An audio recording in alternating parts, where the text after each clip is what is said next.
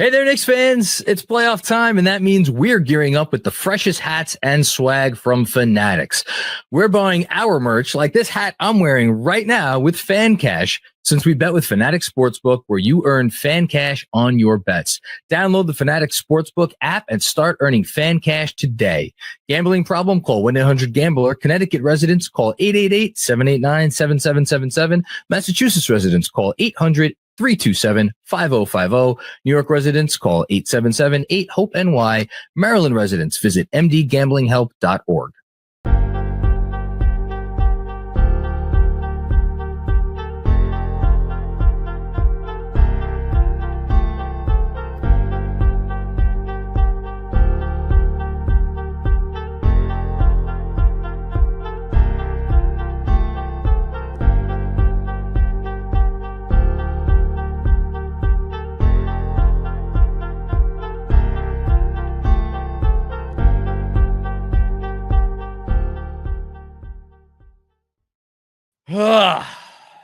Every time I think I'm out, they pull me back in. Welcome to the Knicks Film School Postgame Show, presented by Fanatics Sportsbook. Benjy Ritholtz is here with me. I'm so excited to talk to you, Benjy, because I watched the game on playback with Sean with the W, Jeff, and Andrew. So other than what you tweeted out throughout the game, I have not talked to you about this at all. So this will be the first time that we are conversing about the basketball game that just occurred. I think we can start in a number of different places. I am going to resist the temptation to start with whoever the fuck was operating the clock in Detroit. Adam Silver, stick your dogs on that guy or gal, whoever it is. Because that person, there needs to be a full-scale investigation into that individual. But I digress. Look, let's start here.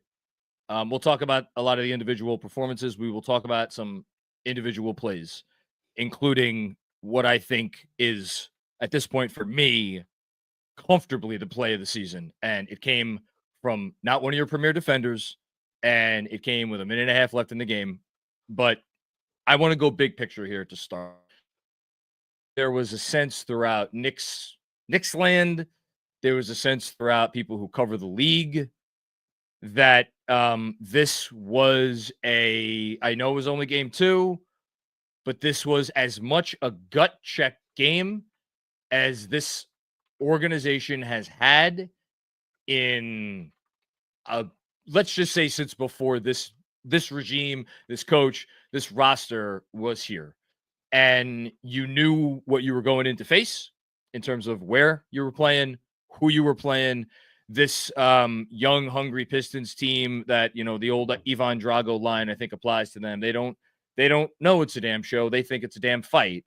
And boy, are they acting like it. And they are executing. And we could talk about what the Knicks did to disrupt that execution tonight. But with all of that in front of them, and with, I would say, a massive amount of pressure, it was not flawless by any stretch of the imagination, and we'll talk about some of the down parts of this game. But if you were looking for a commensurate response from this franchise that has had one hell of an 84-game journey up until this point, I think you have to be satisfied by what you saw tonight. Yeah, I thought it was their best performance by a lot, and some absolute nonsense both throughout the game at various junctures and then at the end of the game, the last minute, made this look like it was an extremely close game. But that's the way I would want a close game to look, where I can see the Knicks as the superior team, obviously, as I'm watching it. And when the Knicks don't execute the way they're supposed to execute and find the advantages that are available to them, that's when the Pistons get back in the game. Yep. Like, that's how I want a close game to look, as opposed to the Pistons dominating the game in some ways, physically on the boards, etc. The Knicks scrapping and trying to find their way into the game and relying, obviously, in their only win on a crazy run on a 21-0 run to win. Like, this was the type of close game that you want to see, that instills confidence that they're the superior team that just needs to play like it. And they haven't played like it through 2 games. I don't think in any uncertain terms, I think it's very fair to say that the Knicks were a fourth quarter run away from being down 0-2. And like, the thing that I thought of the most over the last few days, and I'm sorry, we have to do the drinking game. Zach Lowe said it on his podcast, ironically, not about the Knicks. He actually said it about the Memphis Grizzlies, where he was talking about a team that looked like it was playing without an identity. And that, I think for me, if you could sum up the biggest gripe, like, we all knew they were going to have challenges defensively with Karl-Anthony Towns and Jalen Brunson. We all knew that, like, it was a powerful offense, but not a traditional one, in the sense that there isn't a secondary creator and you have to, do some different things. My biggest gripe this season, and it has been my biggest gripe over the first 2 games, was that if you were waiting for this Knicks team to show up in the playoffs and like give you something definitive, like make a statement about who they were, I don't know that we got that at all. And I feel like after tonight, we at least got closer to that.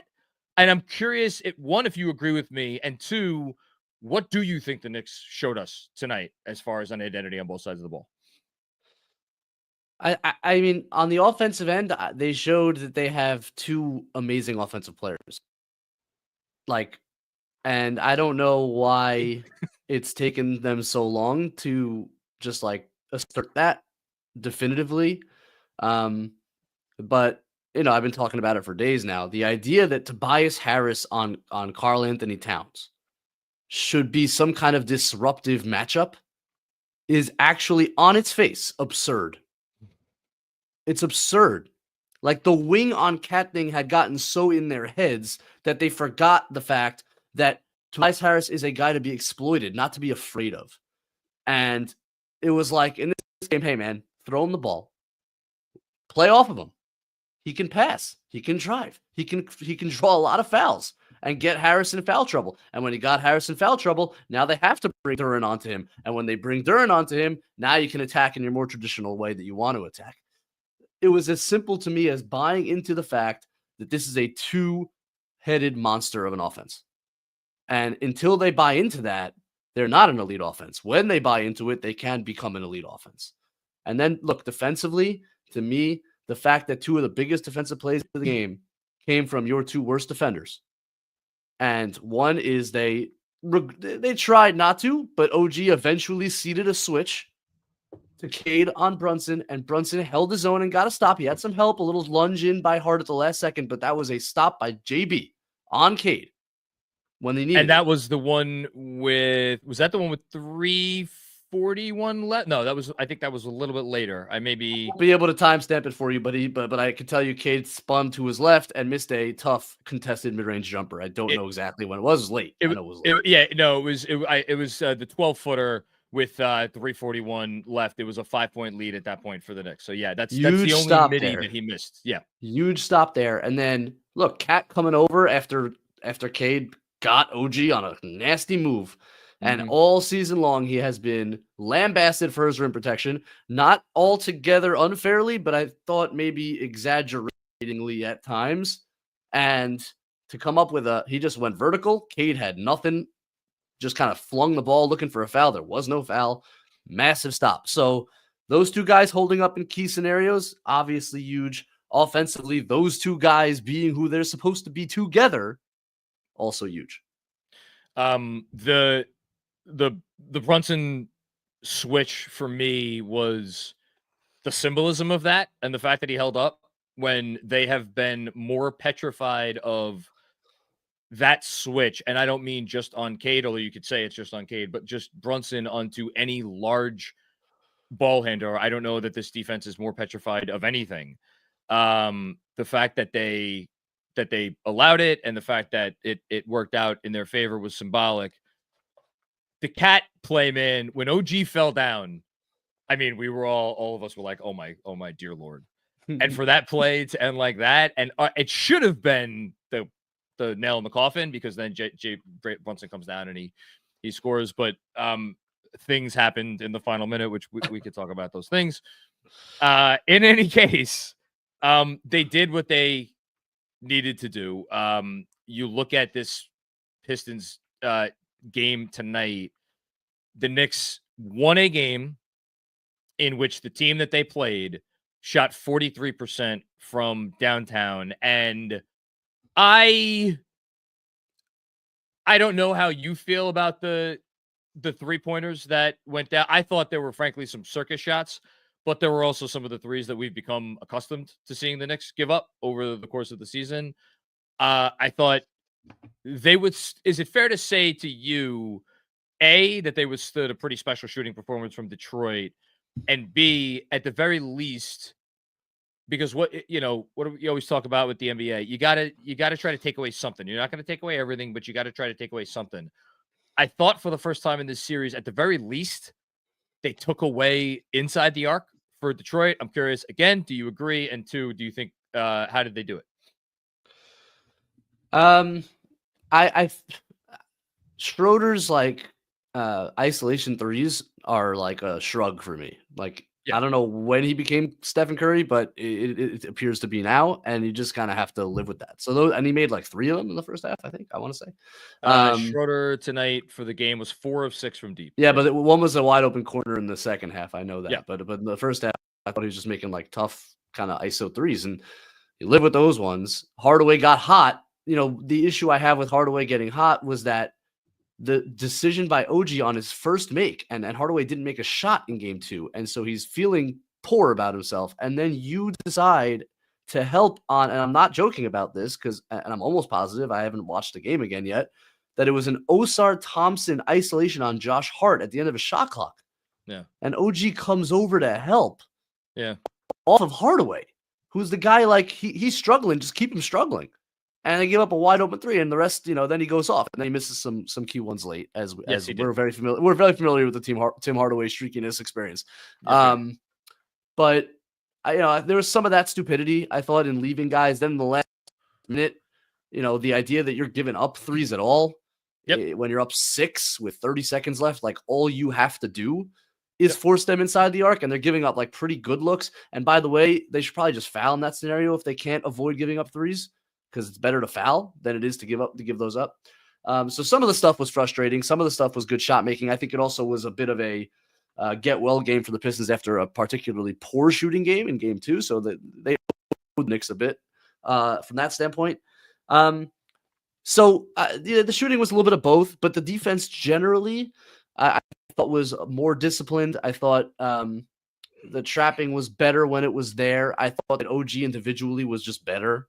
And I thought Mikal gave them, when Mikal switched on to Cade for a nice stretch there, did a much better job with the physicality and forcing him into tough shots. So I thought just individually better. Brunson was more aggressive in his hedge scheme when he was doing it. It wasn't perfect. It's never perfect, but it was better than it was in game 2. And Cat had some possessions where he was actually like a force defensively, and I think that makes a big difference. So I think a combination of a lot of things. It wasn't perfect, but it was much better. Yeah. But again, much better should be enough to beat this Detroit team. And all we're talking about right now is how to beat this Detroit team, because that is the impediment in their way. I do have to ask you before we continue with serious analysis, what was the clip? What did Kat say in the clip that you retweeted and with the LMAO?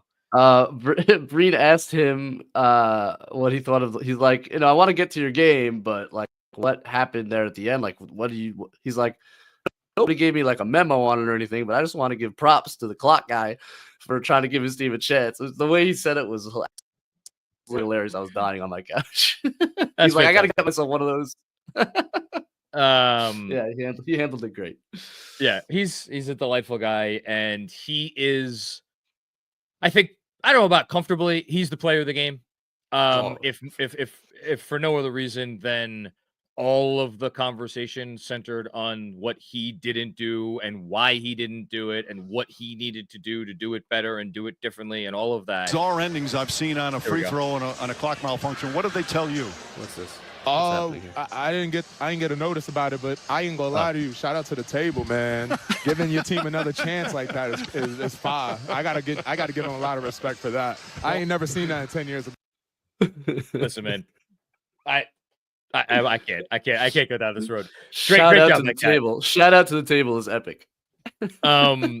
So Karl-Anthony Towns is a player of the game, and we can talk more about Cat and some of the things he did specifically. We will, because I want to get your input specifically on offense.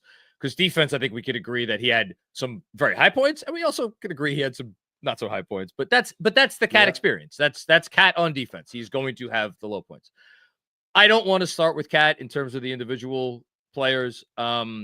Selfishly, I would like to start with Mikal Bridges, because I wrote a newsletter yesterday, or I wrote it actually 2 days ago. It dropped yesterday, in which I went at Mikal Bridges. Not that I said anything like mean about him, but I basically took my frustrations about this Knicks team and offloaded them on him. And my rationale for that was that I did not think that there was a more perfect example of the difference in whatever made last year's team, and whatever has been, something has been off. Something has been missing about this year's team. And I've thought about it a lot over the last few days and how, whether it was unfair or not, but I was just being honest, and those feelings were very real. And when I wrote it, I was convinced that it was not going to come back to bite me in the ass, because I had lost faith in Mikal Bridges to be a winning player for this team. And I think that based on the body of evidence this year, I don't know if I could say that I was justified, but I damn well know I was not the only one. And so for Mikal Bridges to come out tonight and have obviously he had some big regular season games, the Portland game, the Spurs game. He had a couple other really hot shooting games. He had a couple big defensive plays late in games that won them games. But for him to come out tonight and look unequivocally to me like part of the solution, as opposed to either part of the problem or just something that, not part of the solution. I just could not be more impressed with him. And I think to me, that's the version of Mikal Bridges that they need to help them win basketball games, given everything else that is going on with this roster. Yeah, I didn't have quite the same experience from last game to this one. I didn't think he was bad in game 2. I thought he did some really good things in game 2. In the first half, he was very good. I understand the sentiment, and we've talked about it, the bigger picture sentiment of where Bridges fits on this roster and what he adds or takes away from the identity. But I said in my grade book last night, he was teetering in game 2 for a moment on are they not going to let him switch on to Cade anymore? Yeah, like that. There was a couple possessions there where I was like, man, is OG going to actually have to fight through every screen? Is there no partner for him to switch with? And for him to answer that question tonight and say, no, we're okay. I'm not. Cade gets OG sometimes one-on-one.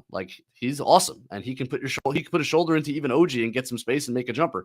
So it's not going to be perfect, but to be able to hold up consistently and get stops on Cade consistently was massive and showed me something. And I do think he's upped the physicality, which I think was lacking over the course of the regular season. I think he's upped it in the playoffs. I think all series. I think he's trying to be clearly more physical with guys that are trying to post him and beat him up, and it's working. And I think that's massive. Offensively,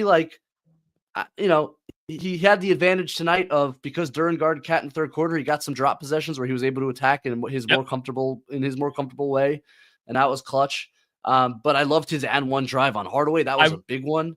I was just looking at my notes for where that was. And I can't find it off the top right away, but I remember it. It was huge. Yeah. And the problem is that anytime he gets to the rim, it's like, oh man, look, he can get to the rim. It's like, oh wow, but it's important that he does it every once in a while to keep defenses honest, and that was a big play. So I like how he's played this series. I do. I think he's been overall a big positive for them. Yeah, and I think this was his best game. I agree with you. He overall played a good game in game 2, and then it just got very soured by the misses late. But listen, shit happens. Yeah. And he responded in a big way. Cat, you kind of talked about Cat already. I don't know what else there is to say. He continues to be the most tantalizing talent in the entire league.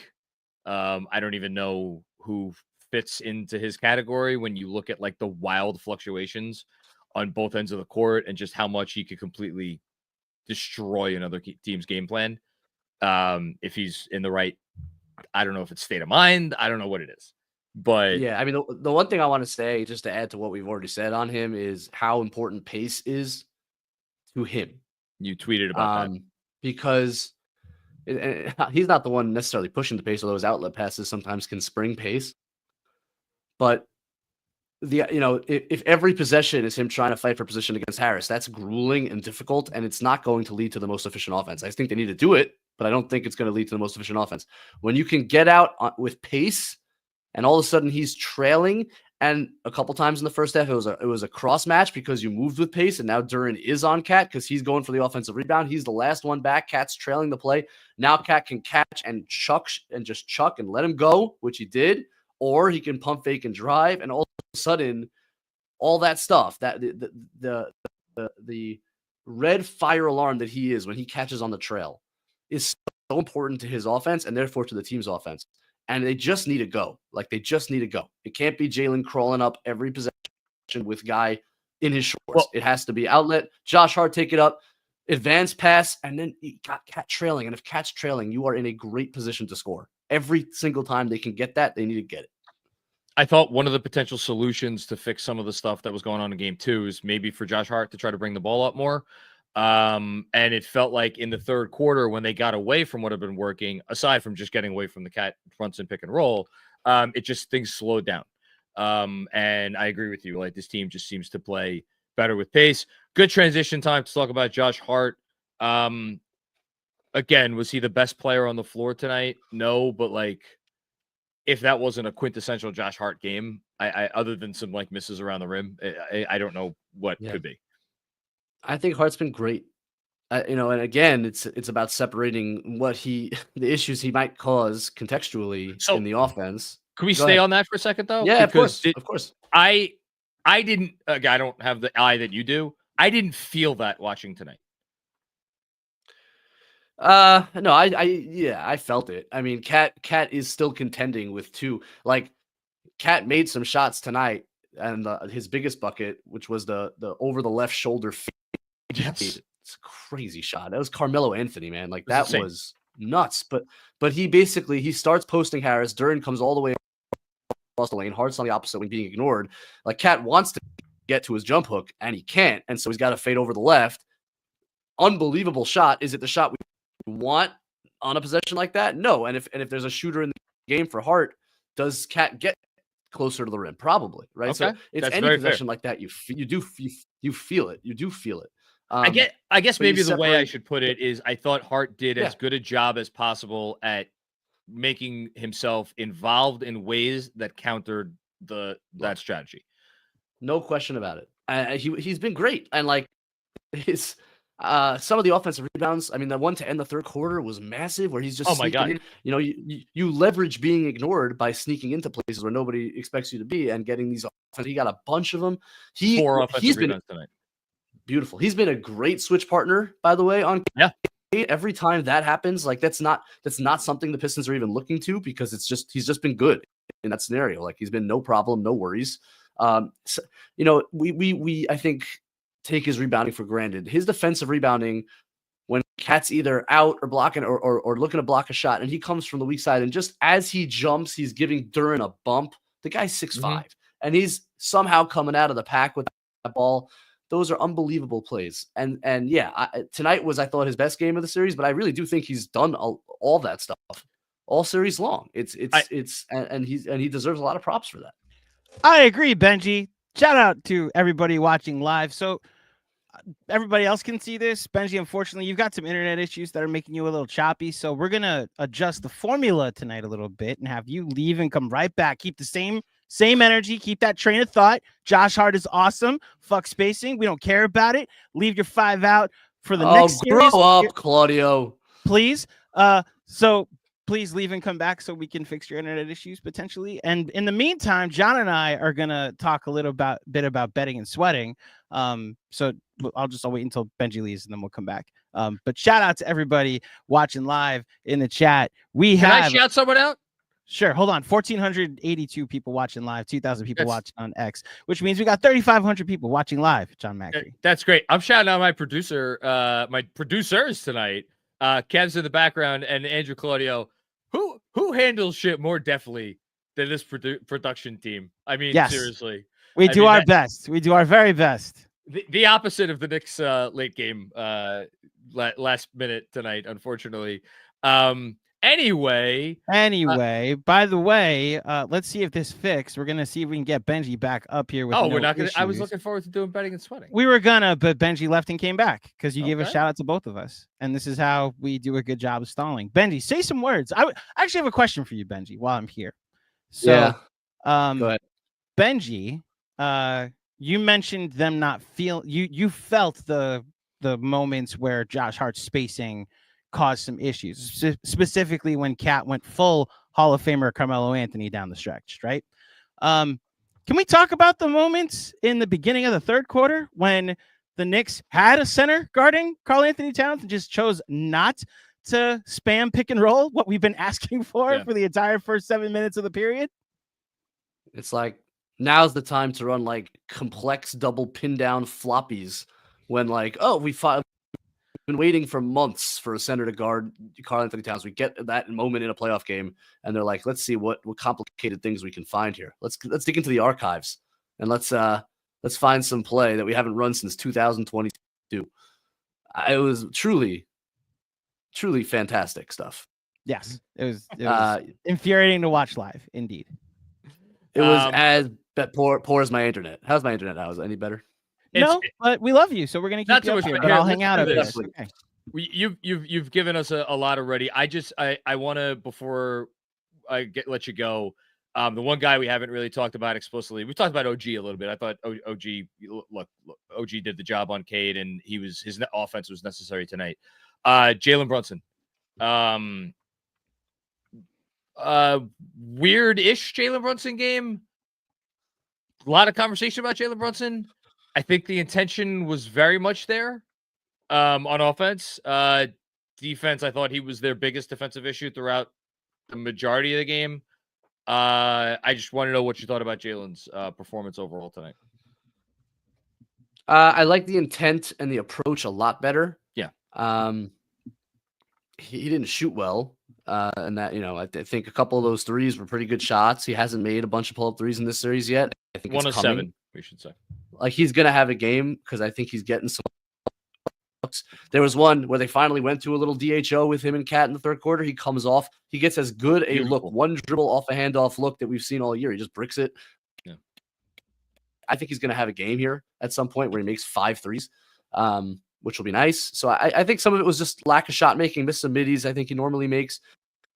There were moments of annoying isolation, but I thought far less. And overall, the important thing is the intent was better, the approach was better. And then the fourth quarter, he does what he does, and he just starts getting to his left hand. And Schroeder, who's been bothering him, all of a sudden becomes barely an obstacle in his way as he gets to that strong left hand and finishes 2 huge layups down the stretch. And that's all you have to say about it. It was another great clutch performance.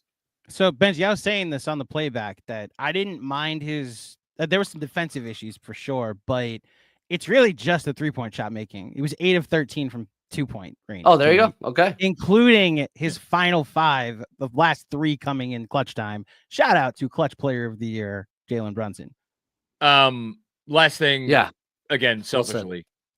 Other than not spamming the pick and roll for the first half of the third quarter, what'd you think of Tibbs' game tonight? Weird question, because like I always say this, you only have so much to go by on a single game. But I thought they came out. I think there's a lot to say about how they came out in the first quarter, emphasizing the things that they needed to emphasize. It didn't sustain all the time, but the fact that Cat was immediately more involved, the fact that they played with more pace when they came out, the fact that the blitzes were more disciplined and more aggressive early. I think that waned as the game went on, but early it was better. The fact that they ran a couple of actual plays for Karl-Anthony Towns to get him, they ran a play that literally they dusted, I think, in like December. They haven't run this play. They had it in preseason. They ran it here and there over the course of the first 3 months. Didn't work a ton, and they just scrapped it. But it was the play where Karl-Anthony Towns comes around a double screen to the opposite baseline, and he actually got a layup out of it. Like Duren got screened, he caught it, and he just finished right at like, well, that's fun. We ran something for Karl-Anthony Towns.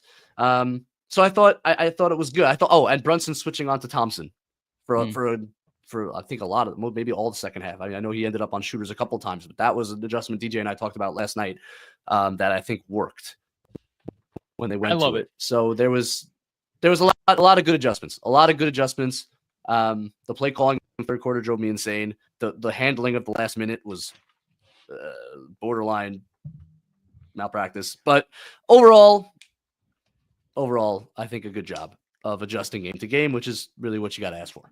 Benjy, you want to know who's really frustrated about the final minutes? We'll keep you around. We might have to turn your mic off, but just wait till you see how the betting and sweating results went for tonight. Maybe some of us needed them to hit that last free throw to potentially cash in on some parlays. Shout out to Fanatic Sportsbook for being the sponsor of today's show and throughout the playoffs. John, do you have anything else before we get to our review of betting and sweating? I do not. I'm going to have a lot to say as we go through the super chats. Yes, of course. So again, shout out to our friends over at Fanatic Sportsbook. Download the Fanatic Sportsbook app now and let the fan cash flow. You get fan cash, win or lose. We're going to go over our betting and sweating picks for tonight. So the actual picks that were made tonight, we'll start here. As we put Benjy over. See, I just realized the graphic's going to cover Benjy if we do this. So we'll get us here. We'll keep you on stage, Benjy. Don't worry. So here we go. The picks for tonight. John, Jalen Brunson, 8+ assists. And you hit. Jalen Brunson with 9 assists tonight. Shout out to Mr. Macri. Easy money. Karl-Anthony Towns, 26+ points. This is to More Like Mensa. Shout out to Mensa Smith. He hit this. Cat had 30 points tonight. 30 or 31 points tonight. Cat finished with 31 points tonight, so this was an easy over. Unfortunately, Jeff J, shout out to Jeff J Says, who we watched along, and man, was it painful watching Mitchell Robinson whiff on a lot of rebounds tonight. He went with Mitch 6+ rebounds. Mitch finished with 4, so we go 2 for 3 again tonight. But for those of you that tuned in to Betting and Sweating, our pregame show ahead of time, you witnessed an incredible performance from Sean with a W. So this is how our scoring system for betting and sweating. We have 5 different categories: 1 point, 2 point, 3 point, 4 point, 5 point, and then 2 bonus out of town bets. We'll figure out later. Sean for 1 point, Pistons under 54.5 in the first half. They had 53 at halftime. Sean for 2 points, Cade Cunningham, 36.5 points, under 36.5 points in assists. Cade finishes with 34 total, exactly. Sean for 3 points, Brunson over 6.5 assists and 1 3-pointer field goal in the first minute of the game. This hits. And then Cat over 7.5 points in the first quarter. I believe he had 11 points at the end of the first quarter. Sean with all 4. And then, of course, his official betting and sweating pick hits 7.5 points in the first quarter for Cat. I hit my official betting and sweating pit. I also put for 2 points, Cade Cunningham to have a double-double. I had a Villanova parlay, John, in which I went Brunson, 7+ assists, Josh Hart, 10+ rebounds, Mikal Bridges, 2+ 3-pointers. It hit for 3 points. Then, unfortunately, I went Jalen Brunson, double-double. He was 1 assist shy. I also, for my 1-pointer, went Knicks -2.5. Criminal. They were up 6 with 30 seconds left. And then... No, more than... They were up 6 with like 9 seconds left. Whatever it was, John, they hit a 3. The Pistons hit a 3 to make it 116 to 113. 8.1 seconds. Oh, excuse me. They were up by 3 with at 6 seconds left. I'm getting to it. I said they were up 6 with 30 seconds. 6 with 3. 6 with So 6 they were seconds up left. 6. Okay, they With were up 6 seconds 6 left. with 6 seconds left.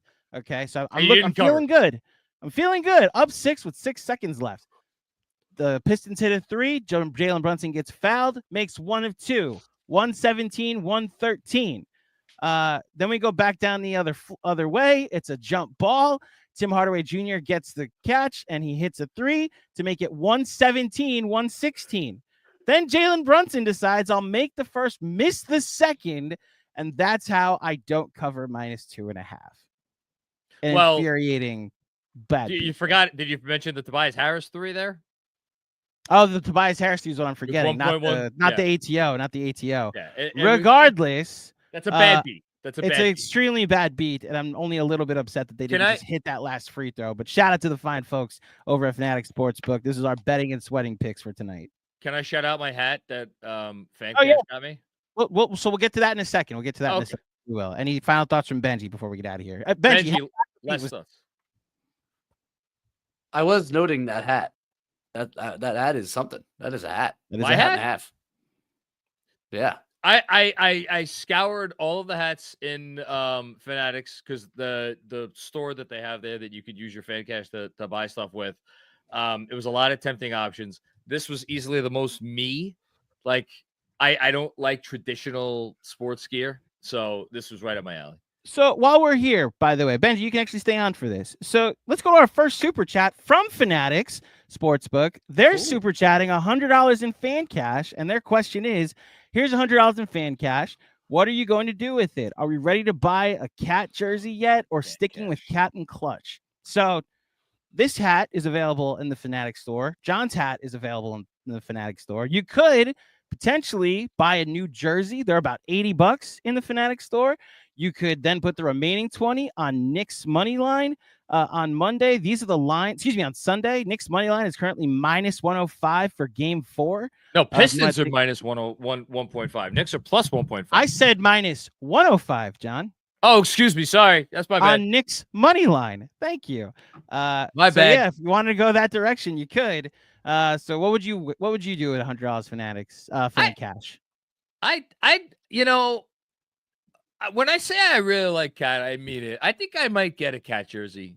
I would, because I think, first of all, I think he's going to be here for a little while, and I feel like the investment is likely to pay off in that sense.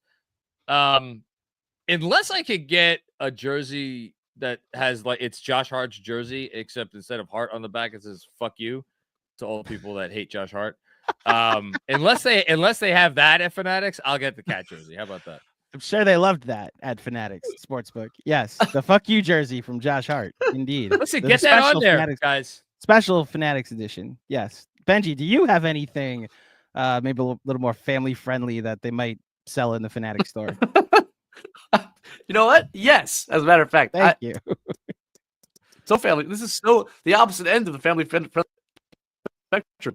Today, in my place of full-time work, was take your kid to school day. Take your kid to work day. And I took my oldest son to work, and he wore a Jalen Brunson jersey. And let me tell you this. I can't tell you if it was Fanatics or not. It was Fanatics. Of course it was Fanatics.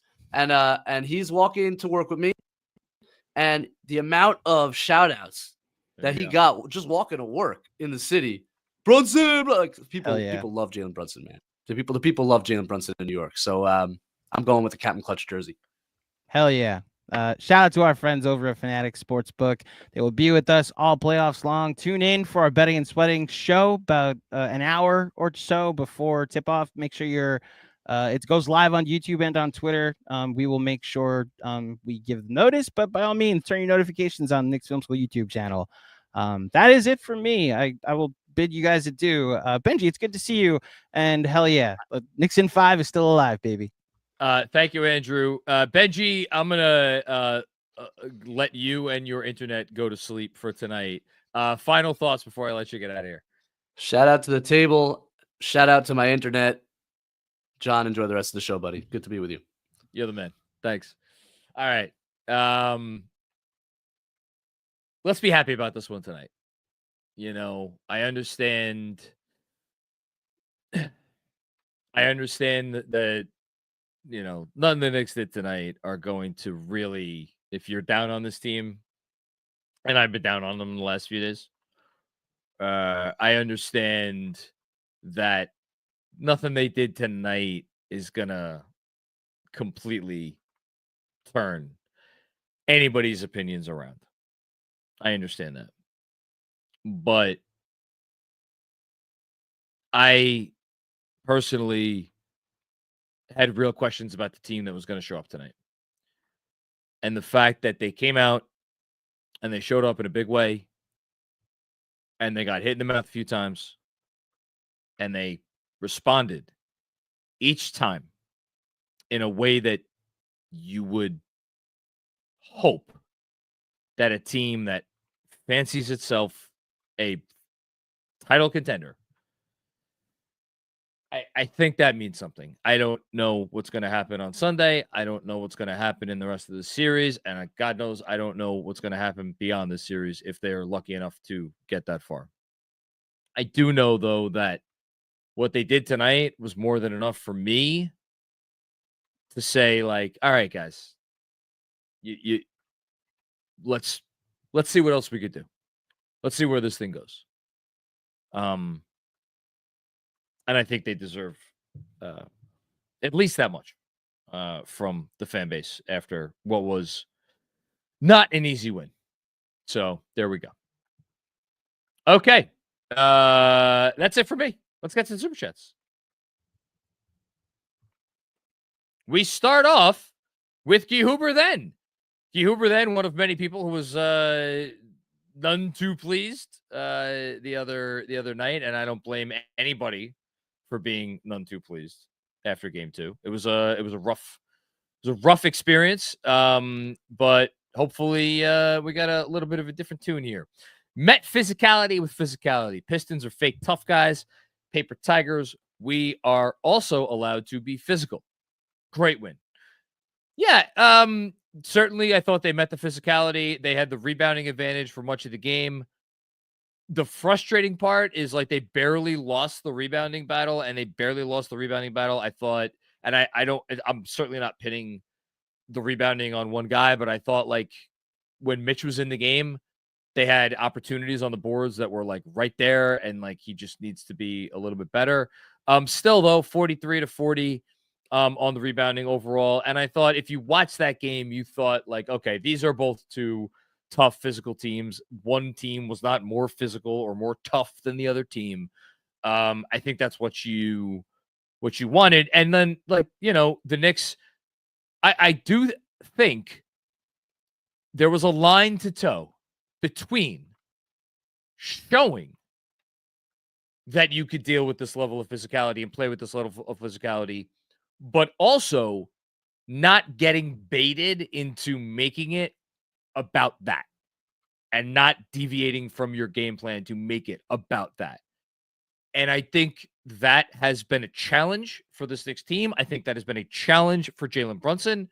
And I think in that sense, again, not the best game from Jalen Brunson, although it says a lot about the standards that Jalen Brunson has set for himself, that we could say not the best game from Jalen Brunson. He scored 30 points on 20 shots and dished 9 assists, committed 1 turnover.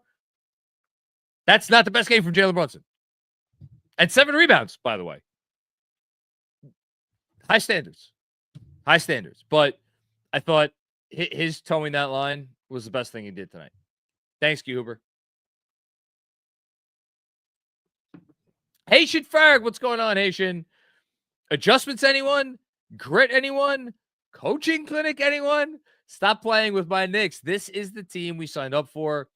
I might order a Little Caesars tonight. Oh, let's go Knicks, Haitian. I could go for a Little Caesars pizza tonight. I need a lot tonight. And I'm damn hungry right now. I don't think there's a Little Caesars anywhere near me in Brooklyn. If there was, I would absolutely go to town on that baby.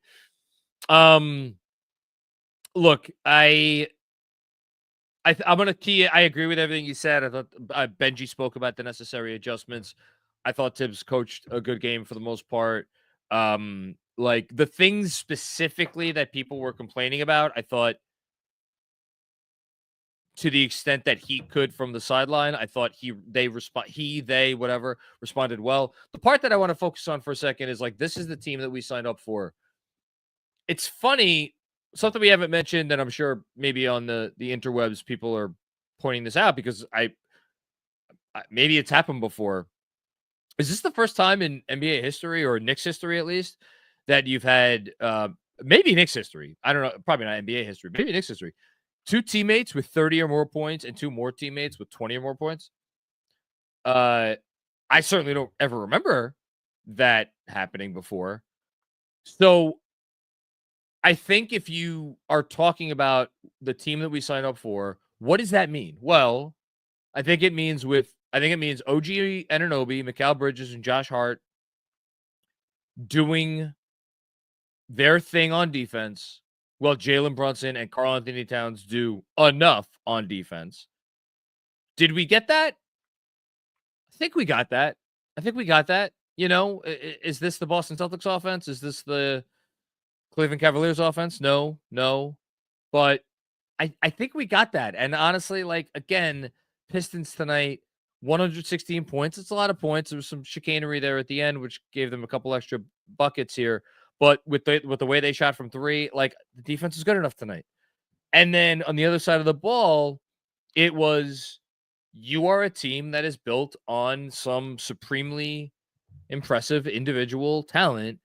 And I think that talent shone through tonight. I guess the one part that I thought we got in like glimpses of tonight, certainly early on in the game, at some other the big run, couple other spots, is like, how does that talent, the individual talents, how do they make each other better and lift themselves up? I'm still waiting for the game where I feel like they're all lifting each other up, like as a collective unit against a really good defense. I think we've seen signs of it in this series, and maybe that's asking a little bit too much of them against this team that's just trying to muck everything up. But yeah, I think it's to your point, I think it's the closest version of the team that we've signed up for in a big game this year. And obviously this game was huge. So yeah, good stuff. Hey, should appreciate you as always. Next up, Brian Smith. What's going on, Brian? Great game for Mikal Bridges, or Mikal 48 tonight. Oh my God. Yeah. So for anybody who's not a newsletter subscriber, as the scathing newsletter that I referenced, I compared the Mikal Bridges signing to the Evan Fournier signing, and basically making it out to be the front office looking at a guy who on paper could help them. You know, you look at the skill set, you look at the pedigree, and big expenditure. Obviously, Fournier was in terms of money. Mikal Bridges was in terms of assets. But they made a big play, and it hasn't worked out. And in many ways, I think if you look at the season as a whole, the way that the Bridges signing, or the Bridges trade, I should say, has not worked out, reminded me, and shout out to Kevin Danishevsky for kind of planting this little worm in my brain, for better or worse. Reminded me, there were more similarities to the Fournier thing. Now, the difference is that one, Mikal Bridges is a better player than Evan Fournier, most importantly. And 2, Mikal Bridges has time to make this right. And that was how I ended the article, and I even said, like, look, Mikal Bridges is being scapegoated for a lot of the shit that has gone wrong with the Knicks this year, including by me right now. He has time to turn it around. He has the ability to turn it around. And for me tonight, I just thought that was such a huge response. In a tough environment, I thought he came through in a big way. Thank you, Brian. Appreciate that. JD, aggressive cat, with the little open carrot, implying that aggressive cat is just better. Yes, aggressive cat is better. I could use a few more post-ups, but I also want to honor the reality of, like, the further he gets into the paint, to Benji's point, the more bodies he's going to see when Josh Hart's in the game, or when a non-shooter is in the game. He toed the line beautifully today, and he was really good. Thanks, JD. Appreciate you. Trying my best. What's going on? Trying my best. Crazy game. Proud of the gritty effort by the whole starting five. MSG needs to stop showing Bickerstaff after every play. He's such a baby. Let's go Knicks. Yeah, I mean, whatever. He's doing everything he can to get his team a win. I don't begrudge him any of that. I mean, is it a little bit of too much of nonsense for me? Yeah. But yes, gritty effort by the entire starting five, including the guy who only scored 6 points, but I think in many ways defined this game because Josh Hart was awesome. Thanks, trying my best. Appreciate you. Spicy Sham. What's going on, Spicy Sham? I haven't felt this way about my Knicks since December. Since December. Is that a fair statement? Let's go to the videotape. You know, I don't know if you guys do this intentionally, but if people are smart, they know how to get me on like a little bit of a mini dive.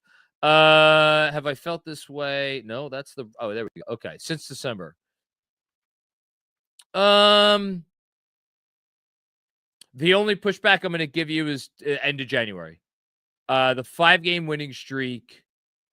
Atlanta, Brooklyn was closer than it should have been, but then the big Sacramento win, the big Memphis win, the big Denver win, those 3 games in a row. Then you had a tough Lakers loss, but you followed that up with a big win against Houston, which maybe ended up being their best win of the season. I don't know. That stretch was really good, but it's the only one. It's the only stretch. I mean, there was the non-Brunson stretch where I think they did some nice things, but I think other than that, you know, and like honestly, I mean, I know they won 9 games in a row in December, but like, were you really impressed with any of those wins? Like, the San Antonio win was good. The Cat comeback to Minnesota was a really nice win, obviously. Like, I think that's why, like, Spicy Sham, your comment, I think, speaks to why a lot of people just have like had a little bit of trouble connecting with this team, is that there hasn't really been that stretch where people have felt a certain type of way in a good way about this basketball team. I hope that tonight maybe starts to change that, because it should, because they deserve it. They played really hard, and for the most part, they played really well. Thanks, Spicy. Thibodeau! They just had to make it a cardiac affair. Anyway, Knicks in 5. Detroit has no answer for Cat. Hopefully the sleeping giant is now awake. I mean, look, game 1, I wouldn't have been shocked if they lost game 1. Jeremy actually predicted they would lose game 1 and they would win the next 4. If we're ordering the like game X will show us a lot going into game 4, game 3 was number 1 with a bullet. I'm going to put game 4 number 2 in terms of like this game will show us like the most about this team. Then game 1, then game 2. That's mindset going into the games. And the reason I put game 4 second is because if you are a big time team, and like I don't, even after tonight, I'm not sure the Knicks have shown us enough evidence that they are a big time team. If you're a big time team, you're like, we figured out what we need to figure out. To your point, Detroit had no answers for some of this stuff. Like, let's end this series. Let's take both of these games and then let's kill their spirit and let's end this thing at the fucking Garden. If you're a big time team, you do that. If you're not a big time team, like, you know, the Pistons are going to come out game 4 acting like it's a game 7, because if they lose that game, they're obviously not going to win the series. So, like, are you prepared for what Detroit comes out with? And I mean that both in terms of physicality, aggression, all that stuff, and schematically. Are they going to be prepared for whatever Detroit has to throw at them? You know, are they going to go like ho-hum into the night and lose, you know, by 10 or 12 points, or are they going to go out there and be like, no, we're done with this shit? It's going to tell us a lot about this team. And dare I say, will give us more of a feel for, if they do make it to the next round, like what kind of team that we're going to have to root for at that point. Thank you, Debo. Appreciate that. Spicy Sham with another one. And the feeling is good. Yes, the feeling is very good. Shout out to what do I got here? I got some Elijah Craig small batch. That's what I'm drinking tonight. So shout out to them. Nice 94 proof. Nice and easy. Very simple. I'm a simple man. Brolic Jesus, what's going on? NBA needs to investigate that clock operator. That was nonsense. No possession, but Detroit gets the ball. What the fuck? It was, I mean, anybody who was watching along with us on YouTube /playback, I lost my mind because there is a 0% chance that the clock operator did not know what they were doing. Because think about it. You sound the buzzer early. They're like, I said it in the moment. I'm like, give Brunson another free throw. They're not going to do that. They would never do that, because even though in the situation of the game, it was very clear that Brunson was intentionally missing, you would never let a clock malfunction, big fucking air quote energy. I'm not going to say what I was going to say. You're not going to give Brunson another free throw there, because then you'd have another issue on your hands. So at that moment, because you missed the free throw, which, by the way, the clock operator knew he was going to miss the free throw, and he knew exactly what was going to happen. He knew Detroit would get it inbounds. Like, that, if that does not warrant some action by the league, I said this once before, and I got a lot of trouble. I'm not trying to take anybody's bread, but that person should lose their fucking job. That's ridiculous. Come on, that's Bush League shit. Nonsense. Get out of here. Thank you, Brolic Jesus. Bill Peter friend, what's going on, Bill? BS to end the game. What the fuck was that? Someone needs to be fired. Yes, another big lead blown. We'll get back to that in a second. But a huge win. Cardiac Knicks. Enjoy the roller coaster. I'm getting too old for this crap. I'll say getting too old for this shit. So let's talk about the blown lead.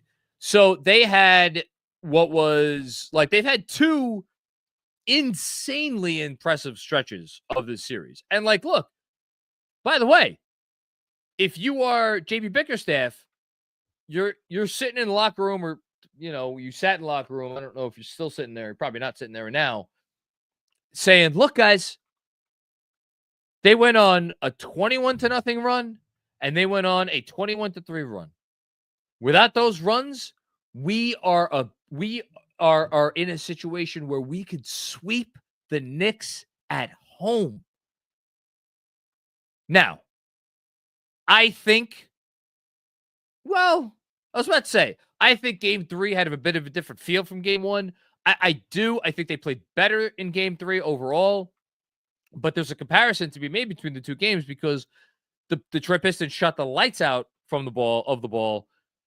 Certainly in the first half of the game tonight, and overall they had a very good shooting night, even though the shooting kind of came back to earth in the second half. There was some other shit like the Brunson, the 3 foul shots on Timmy when he hit him in the face, and then they gave up a 3 on the play. That was a crazy 6-point swing. So whatever. If you're Bickerstaff, that's what you're telling your team, and he should tell his team that. In terms of the blown lead, they had a 13-point lead at the half. And then they never let go. Wait a minute, was this a wire-to-wire win? I don't think was this a wire-to-wire win? No, it was not. The Pistons had a lead that's right. The Pistons had a lead in the first half when they were down 4, and then they went on the run. That's right. Okay. They never let go of the lead, though. And I think in terms of when they were blowing that lead, go back to my notes here. So you had some silly stuff. You had, I thought the offense, Benjy already spoke to that. That's where they lost the lead. They lost the lead on offense. And then you had some silly stuff. You had Hart bringing it up and then lost the ball to Asar, and it was an N1, and it cut it to 3. You had an inexcusable Jalen Brunson 8-second violation. That was ridiculous. You had Mikal Bridges, moving his pivot foot for a travel. That was ridiculous. Obviously, they went away from the cat and pick and roll. You had some opportunities at the rim that just, missed. You had some rough defense in that stretch. So all that stuff is very fair, Bill. It's very fair. And I think all of the stuff you saw in the third quarter, that is part of the DNA of this team, unfortunately, is you're going to get stretches like that. Now, against the Detroit Pistons, you could survive those stretches. Against the Boston Celtics, you cannot survive these stretches. So the hope has to be you do enough here to take care of the series, and then you clean up that stuff in the next round. That's the hope. That's the hope. Thanks, Bill.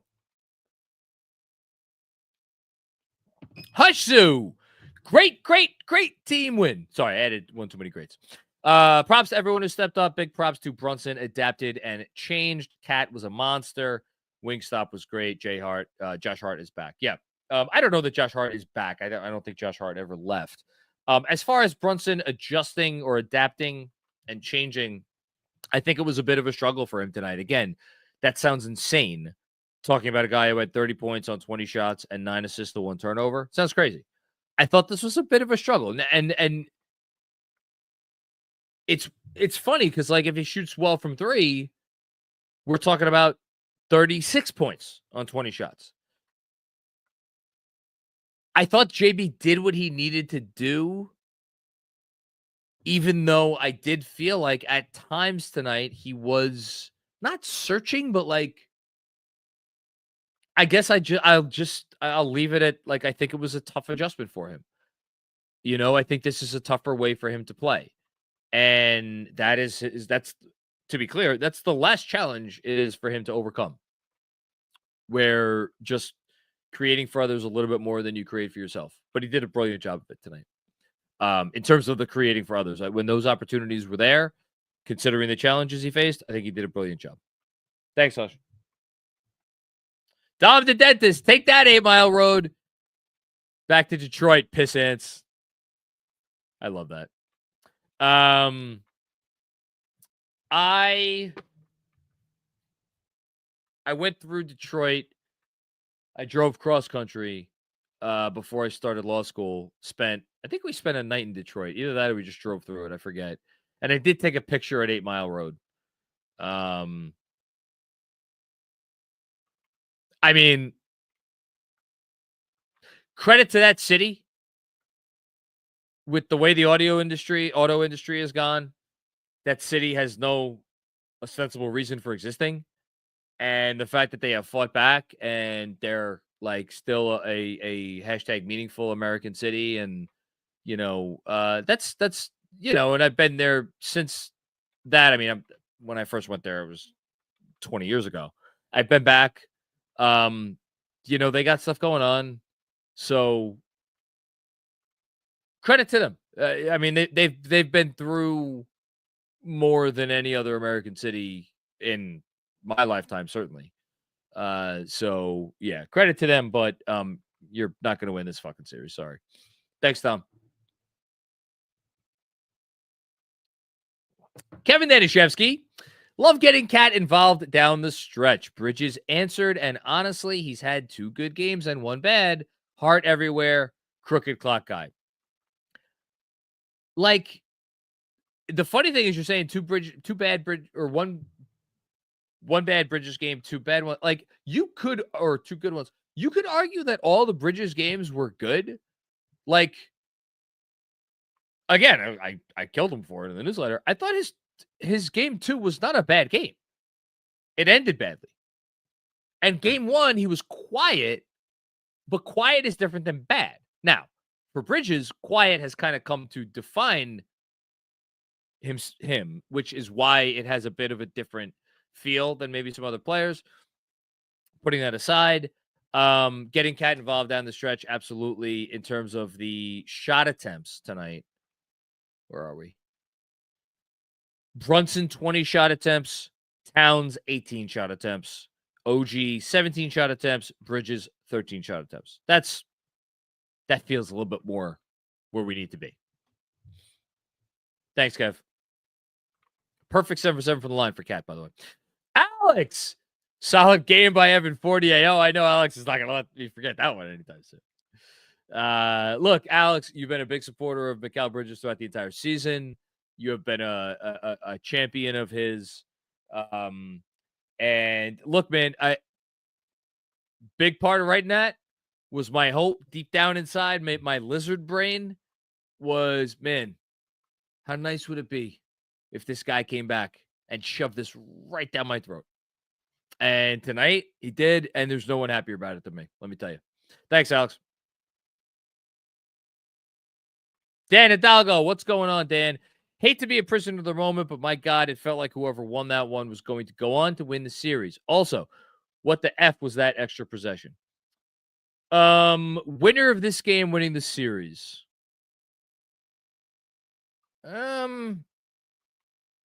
So you've taken back home court advantage, which begs the question, do we think the Knicks are going to lose a game 5 at home? No. Do we think the Knicks are going to lose a game 7 at home? No. Now, I hope it doesn't go past the game 5. Did Detroit need to win this to make it a series? Well, we're going to find that out on Sunday, aren't we?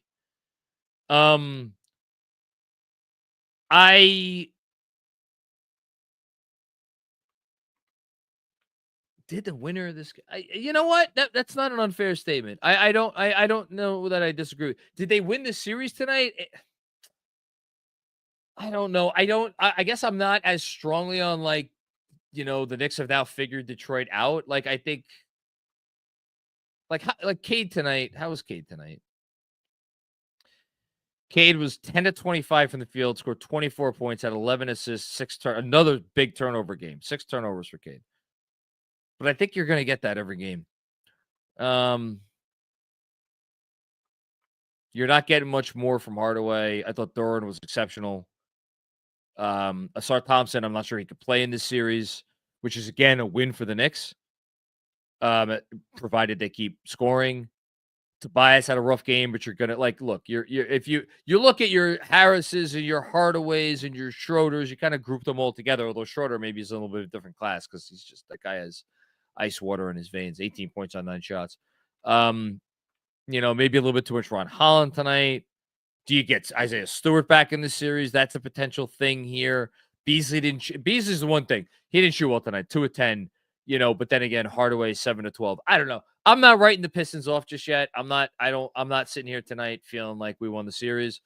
Did they need to win this game to win the series? I don't even know if I'd say that, but like, you made your job exponentially easier. You know, we could say that for certain. Thanks, Dan. Mark, you're off tonight, and you're chiming in. Unsure if it's possible to not win ugly against the Pistons, so of course I'll take it. What a performance from Cat down the stretch. Yeah, Cat's player of the game. Cat's player of the game. And look, I know Jalen Brunson won clutch player of the year. Cat's been the best Knick this season. And I'm not going to say it's not close. I think it is close. I don't think it's controversial. Like, he's been the best Knick. And that's not a slight against Jalen Brunson, by the way. But Karl-Anthony Towns has been the best player on the team this year, which is wild to say. But it's also, I think, true. Thank you, Mark. Dom Cappuccini. What's going on, Don? Hallelujah. Duran is a terrible passer. Dude, if you would not have needed to give me long odds to bet that the Pistons were going to hit a 3 with however the hell much 0.5 seconds were remaining. Like, if you had given me 10-1, I mean, I wouldn't have bet it, but like 10-1, I'd be like, absolutely, sign me up. 5-1, I'd have thought about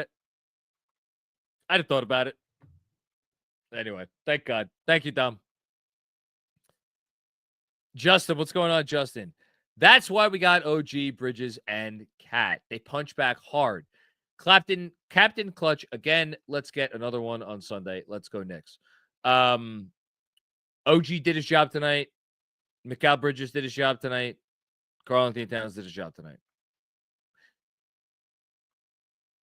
Do you believe yet in the overall composition of this team? And I haven't talked about Tibbs a lot tonight. Like, does a game like tonight at the very least give you faith that, like, hey, maybe it's not with this head coach, but maybe it's another head coach? Do you feel like this team can play together well enough and lift each other up high enough? You're more encouraged than you were going in, that's for sure. Thanks, Justin. Joe Dugan, what's going on, Joe? Best win of the Tibbs era. We'll get back to that. Wow, what a battle. And the clock operator, that was outrageous. I love that people are fired up about this win. It gives me life. I needed it, frankly, because the last few days, man, I've been down. I've been down. I've been down. Not like even about this team, although yes, I have, but just I've been down. Best win of the Tibbs era. Oh my goodness. I mean, it's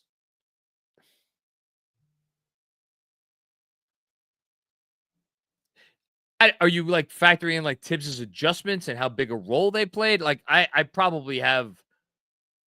And again, what defines best? Like the DiVincenzo game 2 against Philly. Is that like you could say that that's the best win of the Tibbs era, but it's because of this crazy shit that happened at the end.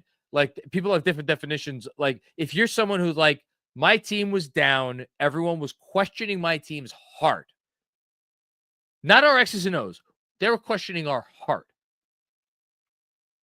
And they came back and responded like this. Let me say this, Joe. I think it has an argument. If you want to look at it from that perspective, and there's an X's and O's angle, obviously, you could make the argument. I mean, it's tough for me to put like my own personal, like some about game 4 against Philly last year, like that incredible. Game 5 against Indiana, and that's because I was in the building. Insane performance by that team, but again, it wasn't close. It wasn't a nail biter, so I don't know if that factors in. Round 1 against Cleveland, like game 1 against Cleveland. Game 1 against Cleveland was, I thought, just an insane game. It's probably in the top 5 at the very least. And if you want to make the argument that's number 1, I'll hear it. I'll hear the argument. Thanks, Joe. Rich McLeod, what's going on, Rich? All those bad seasons did not prepare my heart for Knicks playoff games even now. That last minute was a fucking odyssey with some next level horse shit from the clock operator and the refs. Take it and run. Okay. So one thing we haven't mentioned explicitly, although we've kind of touched on it or danced around it a few times, the Jalen Brunson near backcourt violation. Here is what Zach Zarba had to say afterwards. Late in the game, it appears that Jalen Brunson commits a backcourt violation. Looking for clarification on that rule. Answer. Rule 4, Section 6G. The front court, backcourt status is not obtained until a player with the ball has established a positive possession in either half in this instance. During the throw in the last 2 minutes of the fourth period and the last 2 minutes in any overtime period. So obviously, that is where we were at that point. Brunson and the trajectory of the pass were headed towards the backcourt. Brunson's momentum was taking him there when he touches the ball. Due to that momentum, he is not considered in a positive possession at that time. That's why that play is legal. Fuck off, Pistons fans. That Zach Zarba didn't say that. I added that just for completeness sake. Thank you, Rich. Mecky, what's going on, Mecky? How you doing, brother? What perseverance and grit, as good as we can play on offense. I have some gripes, though. McBride has lost confidence, albeit the big three. Josh Hart helps too much on defense. OG makes poor decisions at the rim. Schroeder is a pest. Let's take those one by one. As good as we could play on offense, I actually think they can play better. I thought mostly because of the first 6 minutes of the third quarter. They had, I believe, 11 points through the first 7 minutes of the third. But I thought overall their process was very good. Overall process was very good. Again, Jalen missed a bunch of really makeable threes tonight, so the point total should have been higher. McBride has lost confidence. I don't know, man. I hope we haven't talked about that three. That three was huge at the end of the third quarter. Massive. And then the Josh Hart offensive rebound and put back to end the period. Both of those shots were so big for momentum because they had just played this dog shit quarter, and the fact that they went into the fourth quarter with a double-digit lead despite playing like they really didn't play a good quarter. So big. So hopefully that McBride three turns things around. Josh Hart helps too much on defense. Yeah, because he thinks he can get back and he thinks he can get steals. Does he do it? Yes, I agree with you. OG makes poor decisions at the rim. Yes, but we see him, what he can do around in and around the restricted area sometimes, and we're like, holy shit, this guy's incredible. And then there are other times where it's like, holy shit, this guy just doesn't have it. So I don't know that he knows what to do with that. And if we were to go back and diagnose all of his plays at the rim this year, I'm sure we could fine tune a separate T chart where it's like, this is when you should go up versus this is when you shouldn't go up. But he's living in the moment, so I'm not going to begrudge him. Is it frustrating? Yes, it's absolutely frustrating. It was frustrating a few times tonight. Very frustrating. And there were some big misses from him, at least one that I can remember. I think a few that might have come back. It felt like it was going to come back to bite them. But overall, I have a hard time, being too hard on him. Thanks, Becky. Appreciate you as always. And another one from Becky. Thank you so much, man. Incredibly generous of you. And thank everybody watching, contributing, the whole thing. Continuing with my last super chat. I love Mitch, but I feel like he has been outplayed by B-Ball Paul. Brunson is a hero, cat aggressive, assertive, tough. It's not close tonight. Paul Reed outplayed Mitchell Robinson to a significant degree. I thought Mitch had one or two plays that stand out. I feel like there was a steal or a block somewhere along the way. What am I looking at? He had 2 steals, yeah. So, but you play 16 minutes, you had opportunities to get rebounds. He did get 3 offensive rebounds. He did have 1 huge putback. That was big. It was only 2 points of the night. And from a skill perspective, how many possessions were there where when Mitch was in the game, you just felt like, man, we can't make the pass on the short roll. And that's so hard. And Paul Reed was pretty good. As far as cat, aggressive, tough.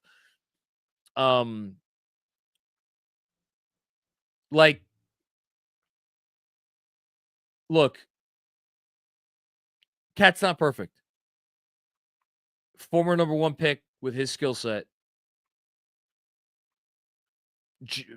Front office people around the league early in his career, I've mentioned this several times, they felt like they were looking at a once in a generation level player that you could build a franchise around and win championships, plural. It has not turned out that way for him. He is not that level of player. But man, for what he is, which is to say, like, one of the 2 to 3 to 4 best second bananas in the league, that I understand it's complicated because of the position he plays and the defensive issues that like that brings about, especially in this league where you have teams like Boston and like Cleveland who have perfected offense to a science. I get all that. That dude came up huge tonight. Like, fucking massive. Like, you wanted a response? You're not going to find a louder one than the one you got from Karl-Anthony Towns. And by the way, forget everything on offense. That possession, that defensive possession with a minute and a half left in the game on Kate Cunningham, man, that's superstar level stuff. It just is. And I think he's in the midst of his best year of his career. And he's had some really good years. I think he's in the midst of the best year of his career. And I hope he continues here. I want to see him here. Love rooting for the guy. I think the best might be yet to come. Because he has gotten better. Consistently. He has gotten better. So, awesome performance from him. Thank you, Mickey. Appreciate you. Dom with another one. I had a feeling they were going to need more than a 10-point lead after 3. We got a huge cat game and only won by 2. What else needs to be done in order to come home up 3-1? So, look, I don't think you like to. This is perfect to go along with the last super chat. I don't think we should be sitting here being like, "Oh, we got a huge cat game. We should expect that from Cat." Like, I'm not sitting here being like, "Oh, now we might go back to 10 points from Cat in game 4." No, like maybe Cat's not this good, where he scores 31 points on 18 shots, makes 4 of 8 from deep, all massive. But like if they get 23 points on 15 shots from Cat the next game, like I expect that, if not better. So what do they need to do? I think the decision making can be better. Some of the decisions were off tonight. I think they had the brain fart in the third quarter. I think Brunson could do a lot better than 1 of 7 from deep. I thought I haven't shouted out Campaign yet. I thought Campaign played a very nice game, but I didn't think they got really much of anything else from obviously they got nothing from Shamet. They got the 1 shot from McBride. I think they could get more from McBride. I thought Mitch had a really bad game on the whole. I think they could get better from him. Defensively, they could be better. Brunson and Cat in particular, their low points defensively were not good. And then, just the end of the game. Like, you didn't take advantage of momentum well enough. So, like, again, like we're sitting here, we're talking about how great of a win this was. We're talking about how well they played. There's still a lot of meat on the bone and not unreasonable meat. Unreasonable meat. That's a phrase. So, come out with the right mindset, the right level of aggression. Maybe hope that Detroit's a little tight for a must-win game, and then you go from there. That's the best I got. Thanks, Dom. Randall Girl 11. What's going on, Randall Girl 11? Good win, but our bench is holding us back. Yeah, I mean, look, they don't have the strongest bench. It is what it is. They don't like their 6-man is Deuce. He's not really himself right now. Mitch, we talked about, was not great tonight. I think Mitch could come back and have a great game 4. I mean, he's inconsistent, but implied in that is like he has really good games and he has really bad games, often with no rhyme or reason. So if we're sitting here talking about massive Mitch and McBride games, or a massive Payne game, or a big Shamet effort, like, not great tonight, they could be a lot better. Thanks, Randall Girl 11. Altered Yeast. Is that bread? If you alter yeast, it's bread. Or you need to put the yeast in to make the bread. I don't know. Now that is a playoff team. Got back up each time. I love how you phrase that, altered yeast, because they got hit in the mouth several times. They hit, but then they got hit back. And they responded every time. I love that. And I think, hold on, let me write your name down. What do we got? Altered yeast. How could I forget that? I may make that the theme of the newsletter tomorrow. Because I think the way they responded tonight, time and time again, was key. Thanks, Altered Yeast. Oscar Long, can we give some props to Mikal for his defense on Cade? Absolutely. I've been trying to give him props the whole freaking night. I'll give him some more props now. The fact that literally one game, because Cade started hunting. This says everything about playoff basketball, how much things could change. The fact that Cade started hunting the Mikal Bridges mismatch or Mikal Bridges switch in towards the end of the first half in game 2, to go from that to tonight, where Tibbs at the end of the first half made the adjustment to assertively put Mikal Bridges on Cade Cunningham. That's 48 minutes of basketball passed between one thing and another. That's insane. It's not insane that he did it, because it was warranted. Because Bridges was playing a really good defensive game, and I thought his possessions on Mikal were huge. None bigger, by the way, than... Where was it? Hold on.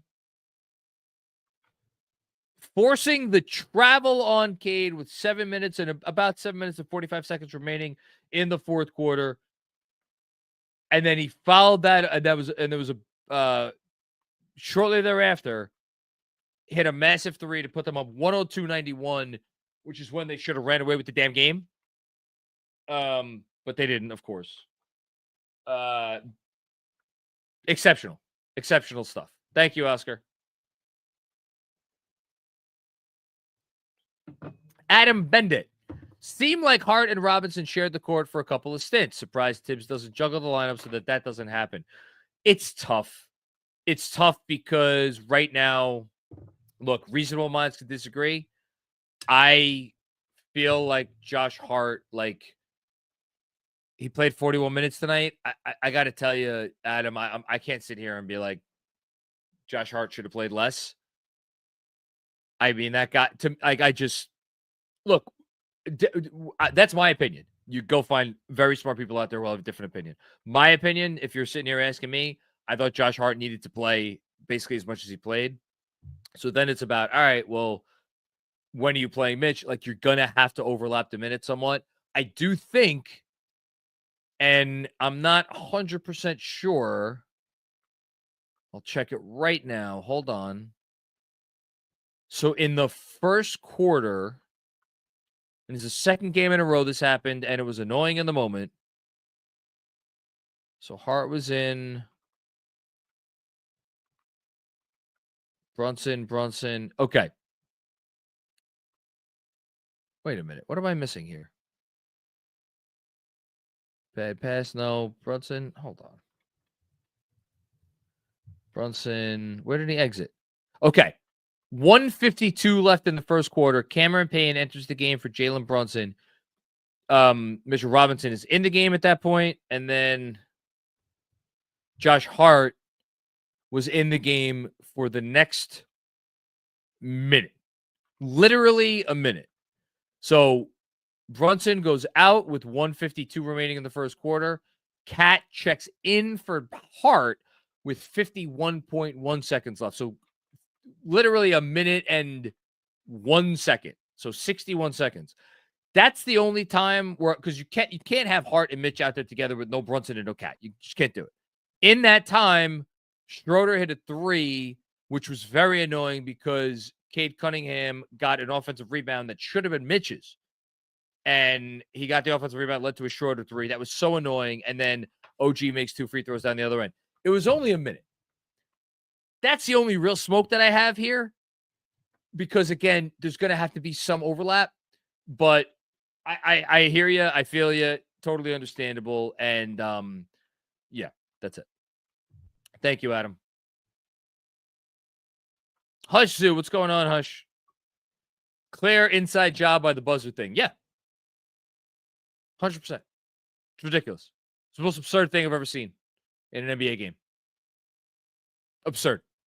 Absurd. It's absurd.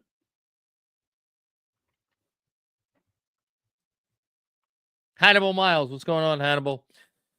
Wasn't there a game last year against Houston where Jalen Brunson fouled a 3-point shooter with 0.4 seconds left, and the clock started when the free throw was missed, and they called the game?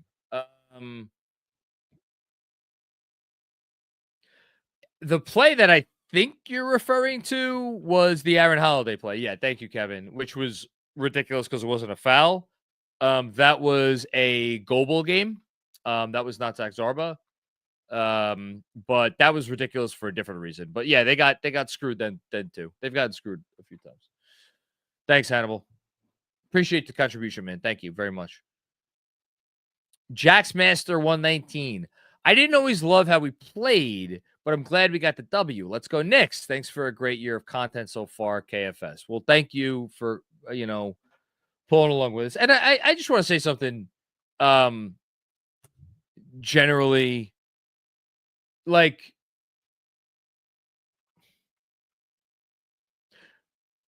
I'm a fan. We're all fans here. And trust me, a lot of times when I do this stuff where I'm like, man, this would just be so much easier if I could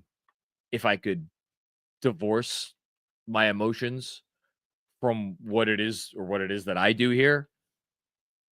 And it's like, it's not possible. So I get it throughout the year. This goes for me more than everybody else in Knicks Film School combined.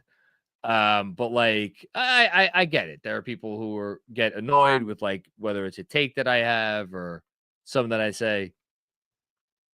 That's the thing, man. Like, I know. Look, Knicks Fan TV has co-opted the slogan because it is a great fucking slogan. For the fans, by the fans. But like, we are all just fans. Trust me, a lot of days I wish I could just take that part out of it. It's not possible. So you're gonna get the good, and you're probably gonna get a little bad, but it is all coming from a place of authenticity. I will say that. But thank you for the contribution, Jax Master. Appreciate you.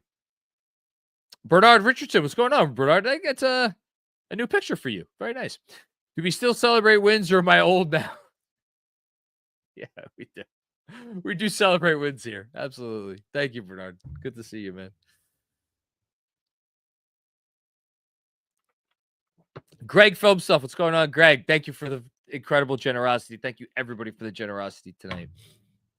If New York could guard the 3 better, it'll help them immensely in this series. And if my mother had wheels, she'd be a wagon. I would like to see more of fluid. That was rude. See, I just said. I would like to see more fluid offense, but we don't allow it. But the Detroit won't allow it.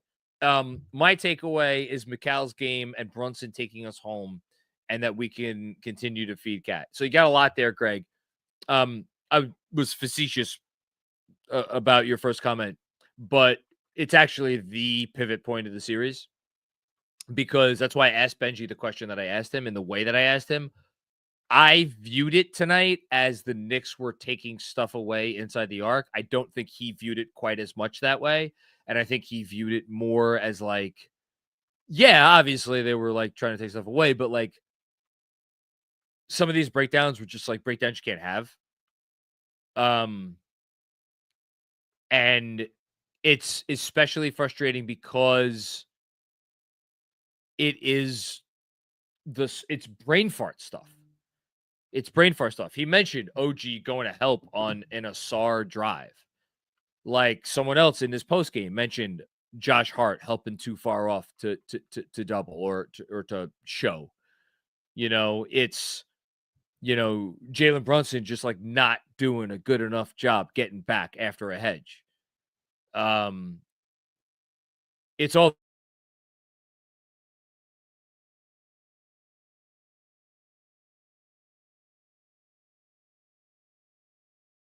they are, or is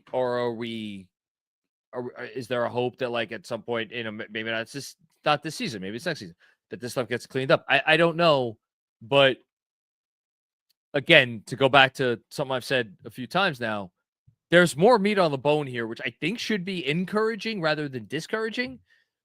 Reasonable minds may differ on that. Detroit's defense, I think, is doing a great job, giving all the credit in the world. Mikal's game probably has me most encouraged tonight. Mikal's game and Cat's game, which is maybe runs counter to my compliment of Cat that I wasn't sure we were going to get this from Cat tonight. I thought we would get a good game. I didn't know we were going to get this game. But yes, incredibly encouraged by both of those games. And I'm encouraged by the fact that I think we haven't seen JB's best yet. I'll add that too. Thanks, Greg. Appreciate you as always. Kento, what's going on, Kento Kato? Not perfect, but better process. Solid response versus the Pistons and the scorers table. Cat big plays on both ends. Yes. JB doing JB things. Yes. OG doing the little things. Yes. Get back to that in a second. Mikal didn't back down. Yes. And Hart was everywhere. Yeah. I mean, you nailed it all. I want to focus on OG for a sec because I think OG's game, we're talking about Mikal, we're talking about Josh Hart, we're talking about Cal, we're talking about Jalen. I think OG's game is getting a little bit lost in the shuffle. OG finished with 22 points on 17 shots. And I think he maybe didn't have the best second half. In the first half of this game, OG Anunoby scored 18 points on 10 shots, and he was 3 of 6 from deep. He was their leading scorer at the half. Now, he only scored 4 points on 7 shots after halftime, and I understand there were some plays at the rim that were maybe not great. Like, OG was as instrumental to them taking that first half lead as anyone. He had his first truly patented OG moment of the series where he stole the ball from Cade Cunningham and finished in transition on the other end. There were a lot of other really good moments that OG had. He had a really important mid-ranger on a one-on-one with Beasley when they were really scuffling in that third quarter to make it 86-76. That was a big OG moment. Like this, maybe you could say this was maybe more of a lunch pail game for OG. I feel like OG needs to really be commended for his effort tonight, and it'll get lost in the shuffle, but like really exceptional outing. And like seeing you put it like that, Kenta, the last thing I'll say to this comment, how many games have there been where we were like, yeah, all 5 starters played really well against a quality opponent? Probably count them on one hand. Right? So maybe that's progress. Maybe that's how I'll lead tomorrow's letter. We'll see. Thank you, Kento. Jason, what's going on? Hold on. I have to write this down. Good gritty win. Nice to see Mikal Bridges make Cade work when he was guarding him. Cat needs to bring it like this every game and be a top center. Well, look, Jason, I'm not telling you any news right now. If Karl-Anthony Towns brought it like this every game, he would be a first ballot Hall of Famer. Now, his career is in an interesting place where, depending on how the next 3-4 years go, might be a first ballot Hall of Famer regardless. But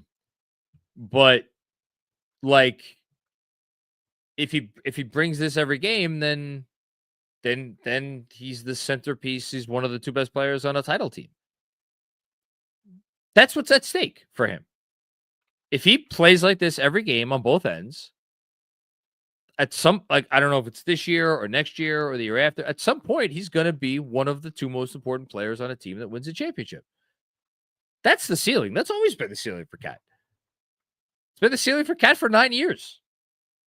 You know? The question is how close is he getting to the ceiling? And how consistently is he getting there? We'll find out. Thanks, Jason. Franco Davey. What's going on, Franco? How you doing, man? Watch the game today out here in the Bay Area. Okay, cool. Proud to root for a Tibbs coach team and Cap. Bridges has time to earn our love. Go New York, go New York, go. Well, I don't know if you're just doing that to be kind to me. I know a lot of, you know, I don't know how many Knicks fans are out there being like, I'm proud to root for a Tibbs coach team. I will join you, Franco, and say that I, too, am proud to root for a Tibbs coach team. And I think it's kind of maybe been taken for granted that when there's a moment where they're down, it's been 5 years. So 5 years. And every time there's a moment where they're down and it seems like they're down bad, like, don't they always seem to get up for it? You know? And I know that's not what people care about. I know people care about all kinds of other stuff, but like, doesn't that have to count for something? I'm just asking the question.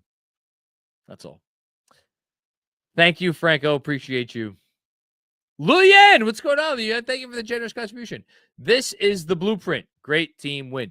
It is the blueprint. It can improve, but it is the blueprint. 100%.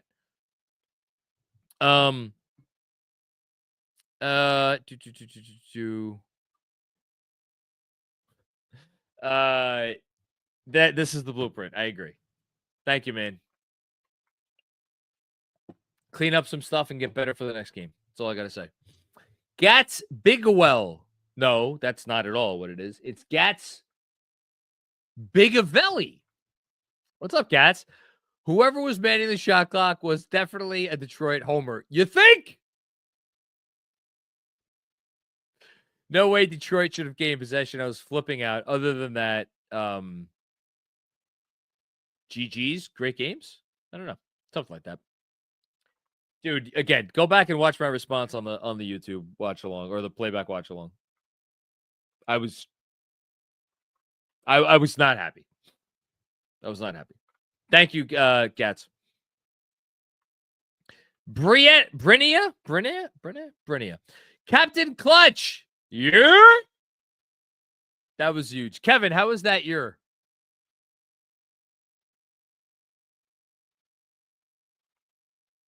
I need to know. You're an expert. It was solid. It was good. Okay. He's typing it in the chat. Not the worst? Oh my God.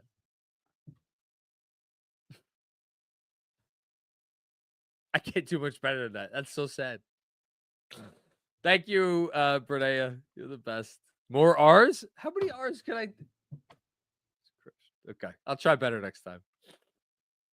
Oh my goodness gracious. What is this? Stan Brad 13, man. Thank you so much for the extraordinary generosity. This has been it's been one of those post games already. Thank you, man. That's our captain.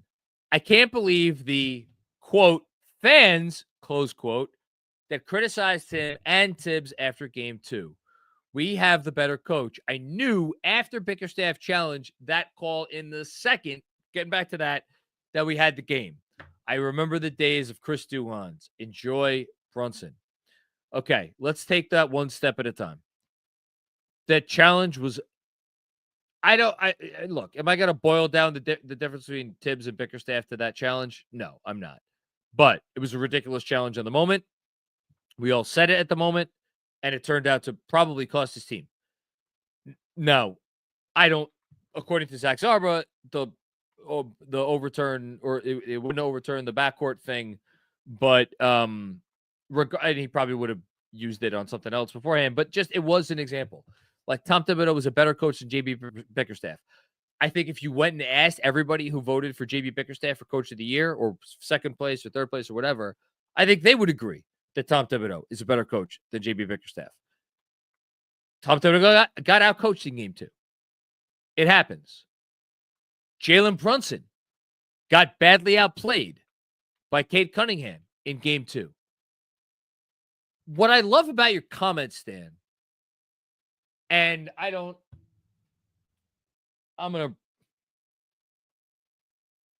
really not trying to get on the soapbox here, but there is this dichotomy with this team where they are not the team that many of us envisioned. I don't know that they're the team that anybody envisioned. And last year's team, we collectively as a fan base had their back when things did not go well. We had their back collectively and we had their back individually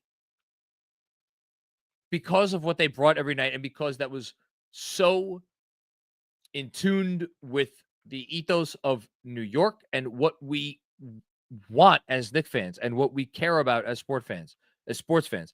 This team is not that, but one, they're good, and two, like, they're not like the Suns from this year, or I could use several other examples, or like pick any of, to your point about Chris Duhon, pick any of a dozen Knicks teams over the last 20 some odd years. Like, they care. They go out there and they try really hard. And like, I understand that a lot of this comes from a level of frustration about the perception that they could get so much closer if only for this, that, and the other thing. And these are easily correctable things. And yes, a lot of it comes back to the coach. I totally get that. And that is, again, goes back to how fans interact with coaches and the whole thing. I just, to your point, I just wish we were a little bit more. I'm not even asking for us to be unified. You're never going to get a fan base that's unified. But like, could we be a little bit more, like, I don't know, in their corner generally? Is that asking too much? Am I coming off like a schlemiel here? I don't know. Maybe I am. And maybe people just want to tell me to shut the hell up. Especially since I'm critical of people. I was incredibly critical of Mikal Bridges the other day in my newsletter. And this team does put a sour taste in your mouth. But I don't know. I include myself in this 100%. I think we could all be better. I think we could all be better about having this team's back, both collectively and individually. So, I really appreciate this comment, and I thank you for it because it's a good reminder to everybody, certainly me included. Thanks, Dan. Jack McMick. What's going on, Jack? A few hair-pulling moments down the stretch, but we've waited too long as Knicks fans to have bad vibes after a playoff win. Knicks in 5. Yeah, no, we're not at the place where we could have bad vibes after a playoff win. Absolutely not. Especially not with how they won this playoff game. It was an impressive win. A lot of physicality when it was called for, a lot of smart play when it was called for, a lot of big shots when they were called for, and some big defensive possessions when they were called for. So you got all the things that you wanted, maybe just not as much of those things as you would have liked. Thanks, Jack. Anthony Sixto. Mikal adjusted so well on defense. Yes. Stopped bracing for Cade to initiate contact and instead used his hands to swipe and poke, buying just enough hesitation. That is a really good in-depth look at what actually he did better. Can we just simplify that as aggression? Right? That's aggression. It's confidence. And that's what I've been wanting from him. That's what I think we've all been wanting from him. He has the ability. Like, we know he has the ability to be better. So, yeah. Thank you, Anthony. I'm sorry if I'm turning to my right. The Oklahoma City Thunder were down in this game. Hold on. Oklahoma City was down in this game by, I'm pulling it up right now, 29 points against Memphis in Memphis, game 3. And they tied the game. This game is now tied, which is freaking wild. And it would be the second largest playoff comeback in history if they could pull it off. There's 7.5 minutes left, and Memphis just retook the lead on some free throws. Okay. Let us take a quick word, because it's been a fun post game, but we can take a quick word to hear from our friends at Cornbread. I'm just going to read the first bullet point of the ad read and then go from there. Life's been a little crazy lately, and one thing that helps me unwind, Cornbread Hemp's CBD gummies. If I could take a moment, I don't know if anybody heard me on the playback or who was watching on YouTube. I live in Brooklyn. We have a beautiful apartment here in Cobble Hill. Our roof went on fire today. If anybody wants to go on the Citizens app and search Cobble Hill, Brooklyn, they could go see video of it. That was my building. It's been a long day. It's been a tiring day. And if there has ever been a day where I am looking for a natural way to relieve stress and discomfort and just give myself some mental wellness, it is today, which is why today of all days, I'm very happy to be doing this read for Cornbread Hemp's CBD gummies, which I can say with all of my chest have become a huge piece of my personal wellness plan. It gives me peace of mind. It gives me peace of mind when I'm just having a normal stressful day. It gives me peace of mind when I'm having a day where my roof got set on fire. It's great because they use only the best part of the hemp plant. It's third-party lab tested. Whether you want to relieve sleeplessness, stress, discomfort, any of those things, Cornbread Hemp got your back. Right now, Knicks Film School listeners can save 30% on their first order. Just head to cornbreadhemp.com/KFS and use code KFS at checkout. Again, that is cornbreadhemp.com/KFS and use code KFS at checkout. There we go, for 30% off your first order. Thank you, Cornbread. Shout out to Cornbread. Freeway Hustler 21. What's going on, man? For a team that's supposed to be tough, physical, rugged, blah, blah, blah, they sure do bitch a lot about contact, especially their coach. I mean, yes. Yes. Detroit does a lot of bitching and moaning. It is what it is. We're not going to begrudge them of that. Although Tom Thibodeau's a bitch. Not nearly as much as JB. Thanks, Freeway Hustler. Freeway with another one. For the love of everything that is holy, please blow them out from the start next game. My heart needs some load management. This series just feels like a series where it's destined for every game is going to be close. I feel like it's going to be like the Philly series. I picked Knicks in 6. If I had so after game 1, I flipped to Knicks in 5. After game 2, I flipped to Knicks in 7. Am I going to flip back to Knicks in 5 now? No. I'm going to stick with it. Knicks in 6. Knicks in 6. Sorry. I could use the lack of heart palpitations too. Ant Rich, what's going on, Ant? Hart used to automatic on loose balls. Why is he not getting to those in the series? All in all, the Knicks need to get more loose balls. So I thought it was a really cool moment when Jalen Brunson dove on the floor. When was that? Where the hell was that? Oh, that was with under 3 minutes to go. Dove on the floor, forced a jump ball.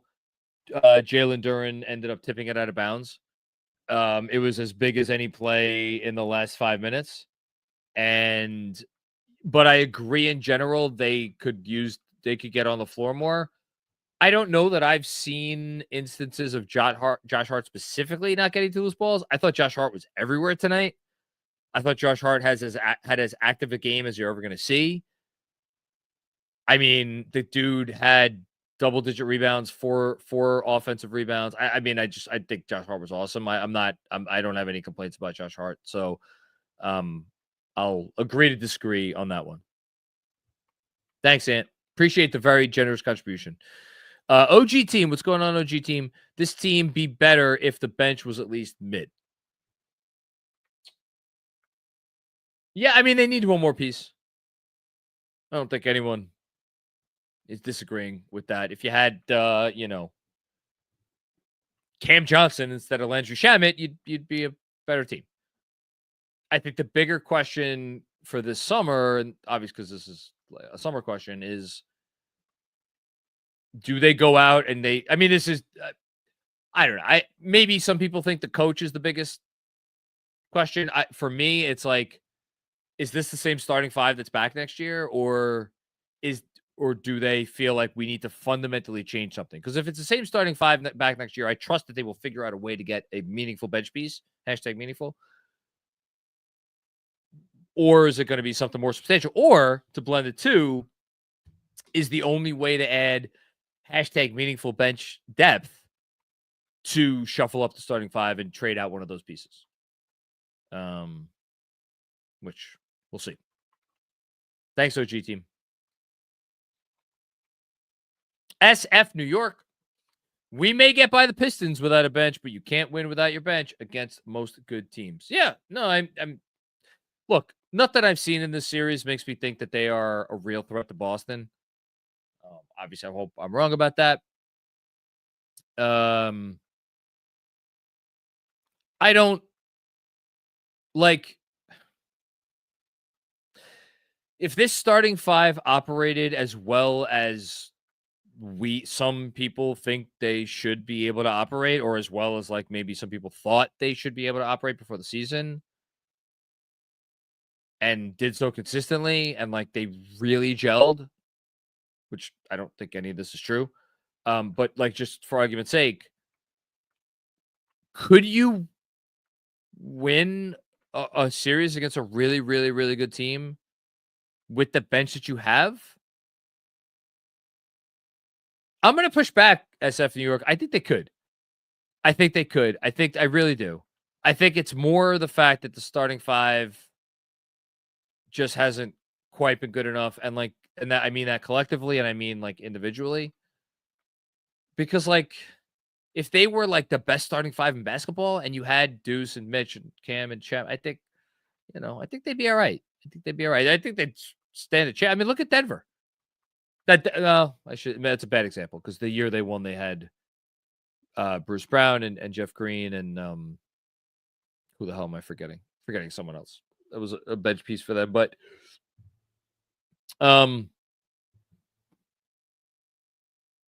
it's a fair point. I will agree to disagree, but it's a fair point. Thanks, FS New York. Kento Cato with another one. Detroit needs 2 of Timmy, Beasley, Tobias, Dennis to go off to have a shot. I wonder how many big games they have left in them. Big of us to match rebounds and win the turnover battle. Yeah, I was paying attention to the turnover battle at halftime. They were up 8-4 in turnovers at halftime. They ended up only out turnovering, not a word, Detroit 14-11. The thing that was good is the Knicks. Actually, no, sorry. This was not good. This is very bad. You want to know where the game turned in the second half? This is where the game turned in the second half. Excuse me. I was about to misspeak. At halftime. Hold on. At halftime. The Pistons had 8 turnovers and the Knicks had 4 turnovers. The Knicks scored 9 points off of 8 Piston turnovers. The Pistons scored 2 points off of 4 Knicks turnovers. After halftime, the Knicks had 7 turnovers And somehow how could this be right?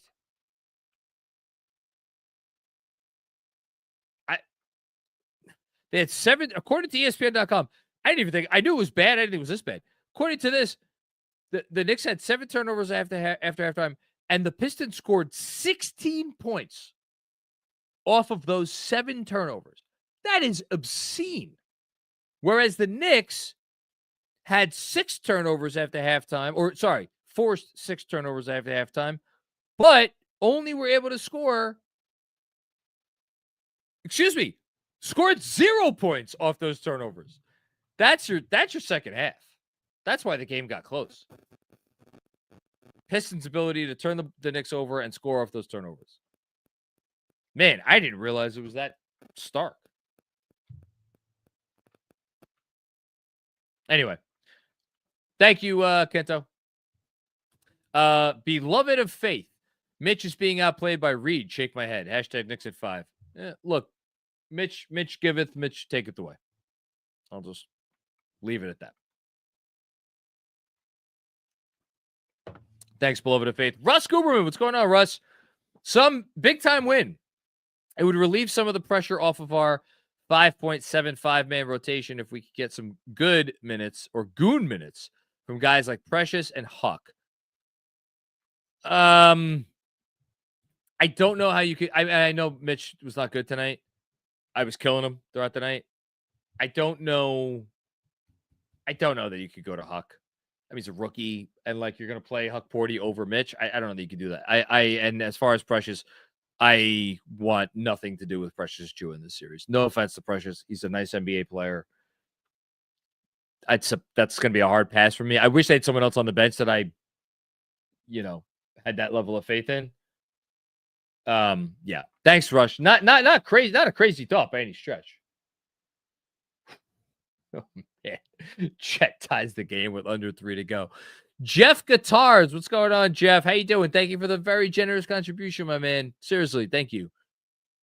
I was dreading this game all day.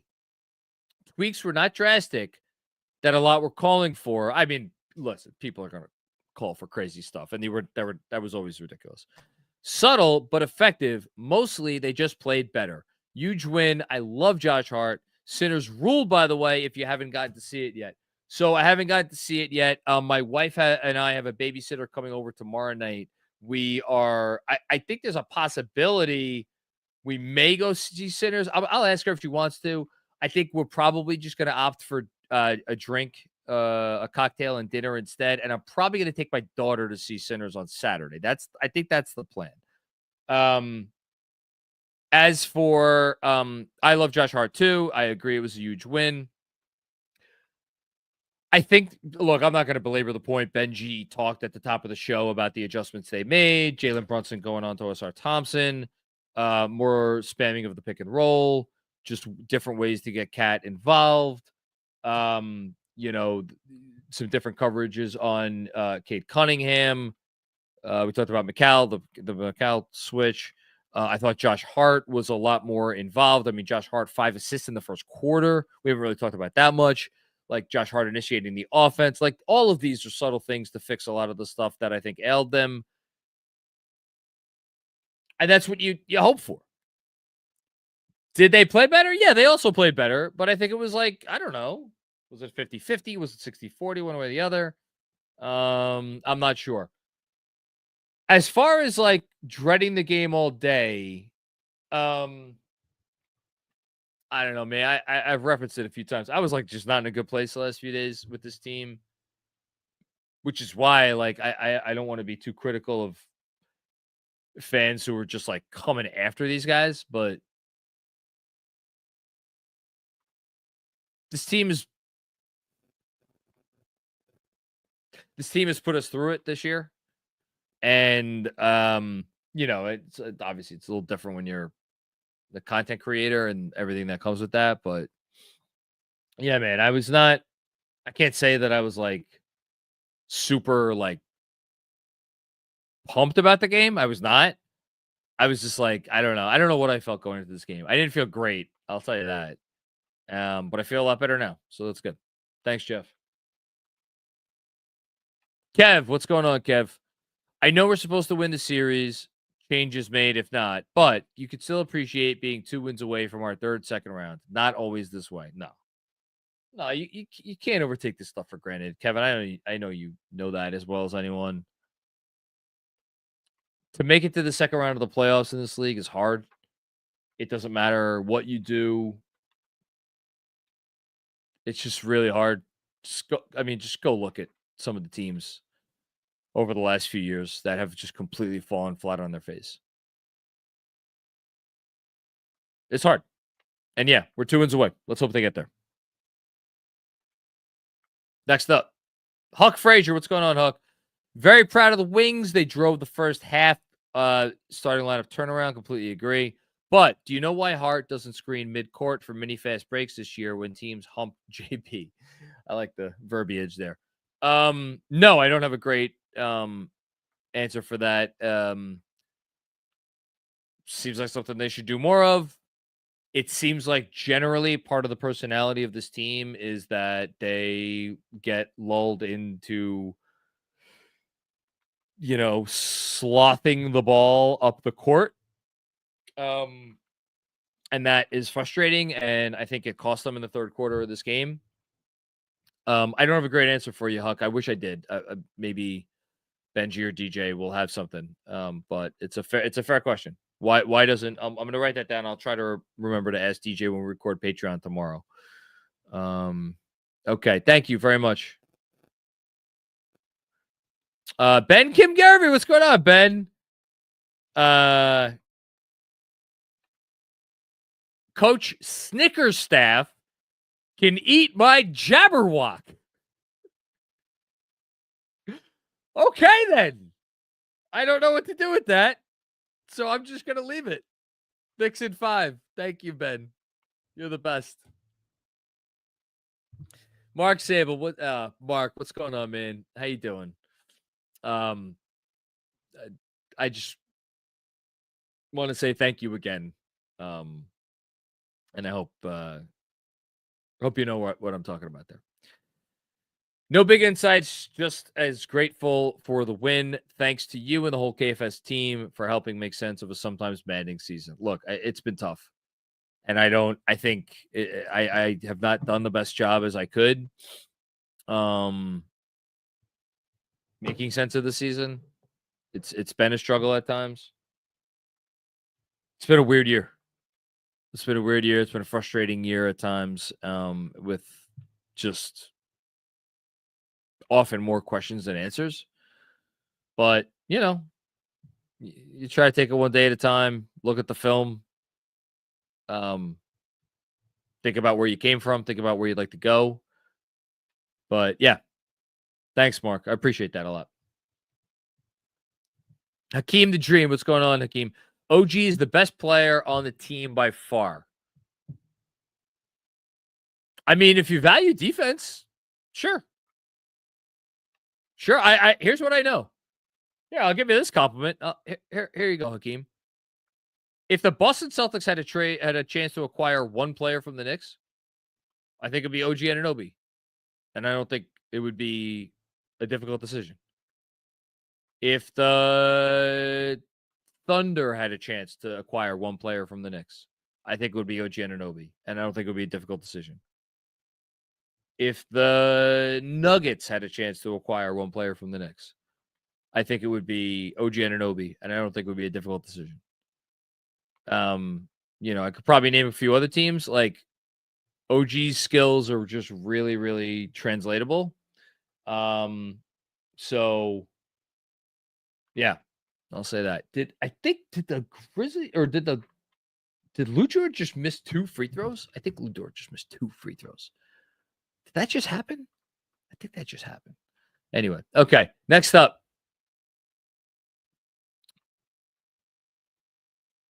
Jason Feldman. What's going on, Jason? Tibbs' legacy game verdict, he passed. I love you, J-Mac. Man, I don't know. Was Tibbs' legacy on the line tonight? I think Tibbs' legacy is kind of already written in stone. I shouldn't say that.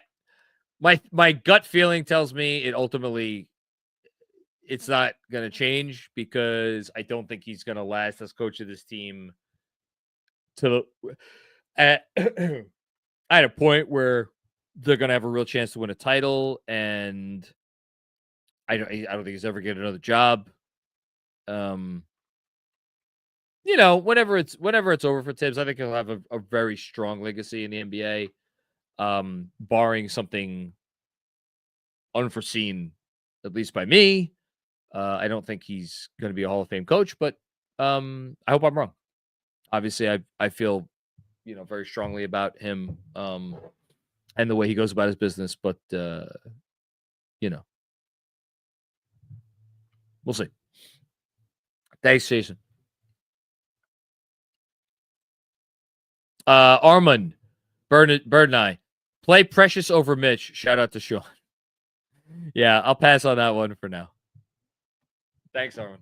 Thanks for watching along on Playback with us. Bernard Richardson with another one. How do we get Deuce back on both ends? I miss him. I don't know. I think I don't know, man. It's a great question. I don't have an answer. I appreciate you though. FaZe Vader, what's going on, FaZe? Thank you for the very generous contribution. First off, John, that hat is fire. Yes! It is fire. Look at this. You got the flowers on the bottom, got the flowers on the top. You got the nice mesh on the sides, and then, of course, look at that. You got the flowers behind the Knicks. You got the nice in the Knicks in the basketball. Come on, what's not to love about this? I could wear this. I could wear this out to the bar. I could wear this to the club. I don't know if people wear hats to clubs. Do clubs still exist? Do people go to clubs? I don't know. I could wear this to Hawaii. I could wear this. I don't know where else people go. I could wear this around town. See someone be like, hey, cool hat. I can see that happening. Shout out to Fanatics. Fan Cash. That's where it's at. Anyway, that's the Josh Hart game I love. OG, Mikal, Cat all played well. Sometimes I feel like we're always the hunted. I'd like them to be the hunters again. Hashtag last year. Plus a little bit more bench. Hashtag let's effing go Knicks. Man, hunters versus hunted. I think that's like kind of baked into what I was saying like 2 hours ago about the biggest struggle for me with this team this year is about finding their identity. Last year's team, like, they knew the result was not always going to be in their favor, but they knew that if they went out and they played a certain way, and they hunted playing that way. I don't know that this team goes out and hunts playing a certain way. And I don't know if that just may be like content creator gobbledygook. But yeah, I don't know. I think that's what you're talking about, FaZe. I don't. What was interesting to me, sorry, I have to bring this up. Josh Hart said before the game, he was interviewed, I think I got outside the locker room, and he was saying something along the lines of we got to find it. We're still trying to find it. We're still trying, whatever. And I'm listening to this and I'm like, man, it's been 84 games. I'm not blaming him or anybody individually, including the coach. But I was I'm listening to this. I'm like, it's been 84 games. What? How have you not found it yet? But I think that speaks to the reality of the sport of basketball and how difficult it can be to really figure this stuff out sometimes. My God, they pulled it off. The Thunder actually pulled it off. A 29-point comeback. Holy shit. Wow. That team is nasty. Might have to give them the championship. Anyway, Yeah, that's it, Phase. I just think it's, or Phrase, excuse me. I don't know. Maybe they'll find it in time. Maybe they're in the process of finding it right now. But it's my best question about this team. Thank you, man. Appreciate that. Benny Bills 26. Great team win. Everyone had their moment. Let's go Knicks. Again, I want to go back and I really want to look for it. Like when is the last time all five Knicks starters had a great game? It's been a while. Thanks, Benny. Bernard will with another one. Thank you, Bernard, again. Will be at game 4. Awesome. Had to return the broom that I bought, but we moved. JB 40 piece back to the Garden to close it out.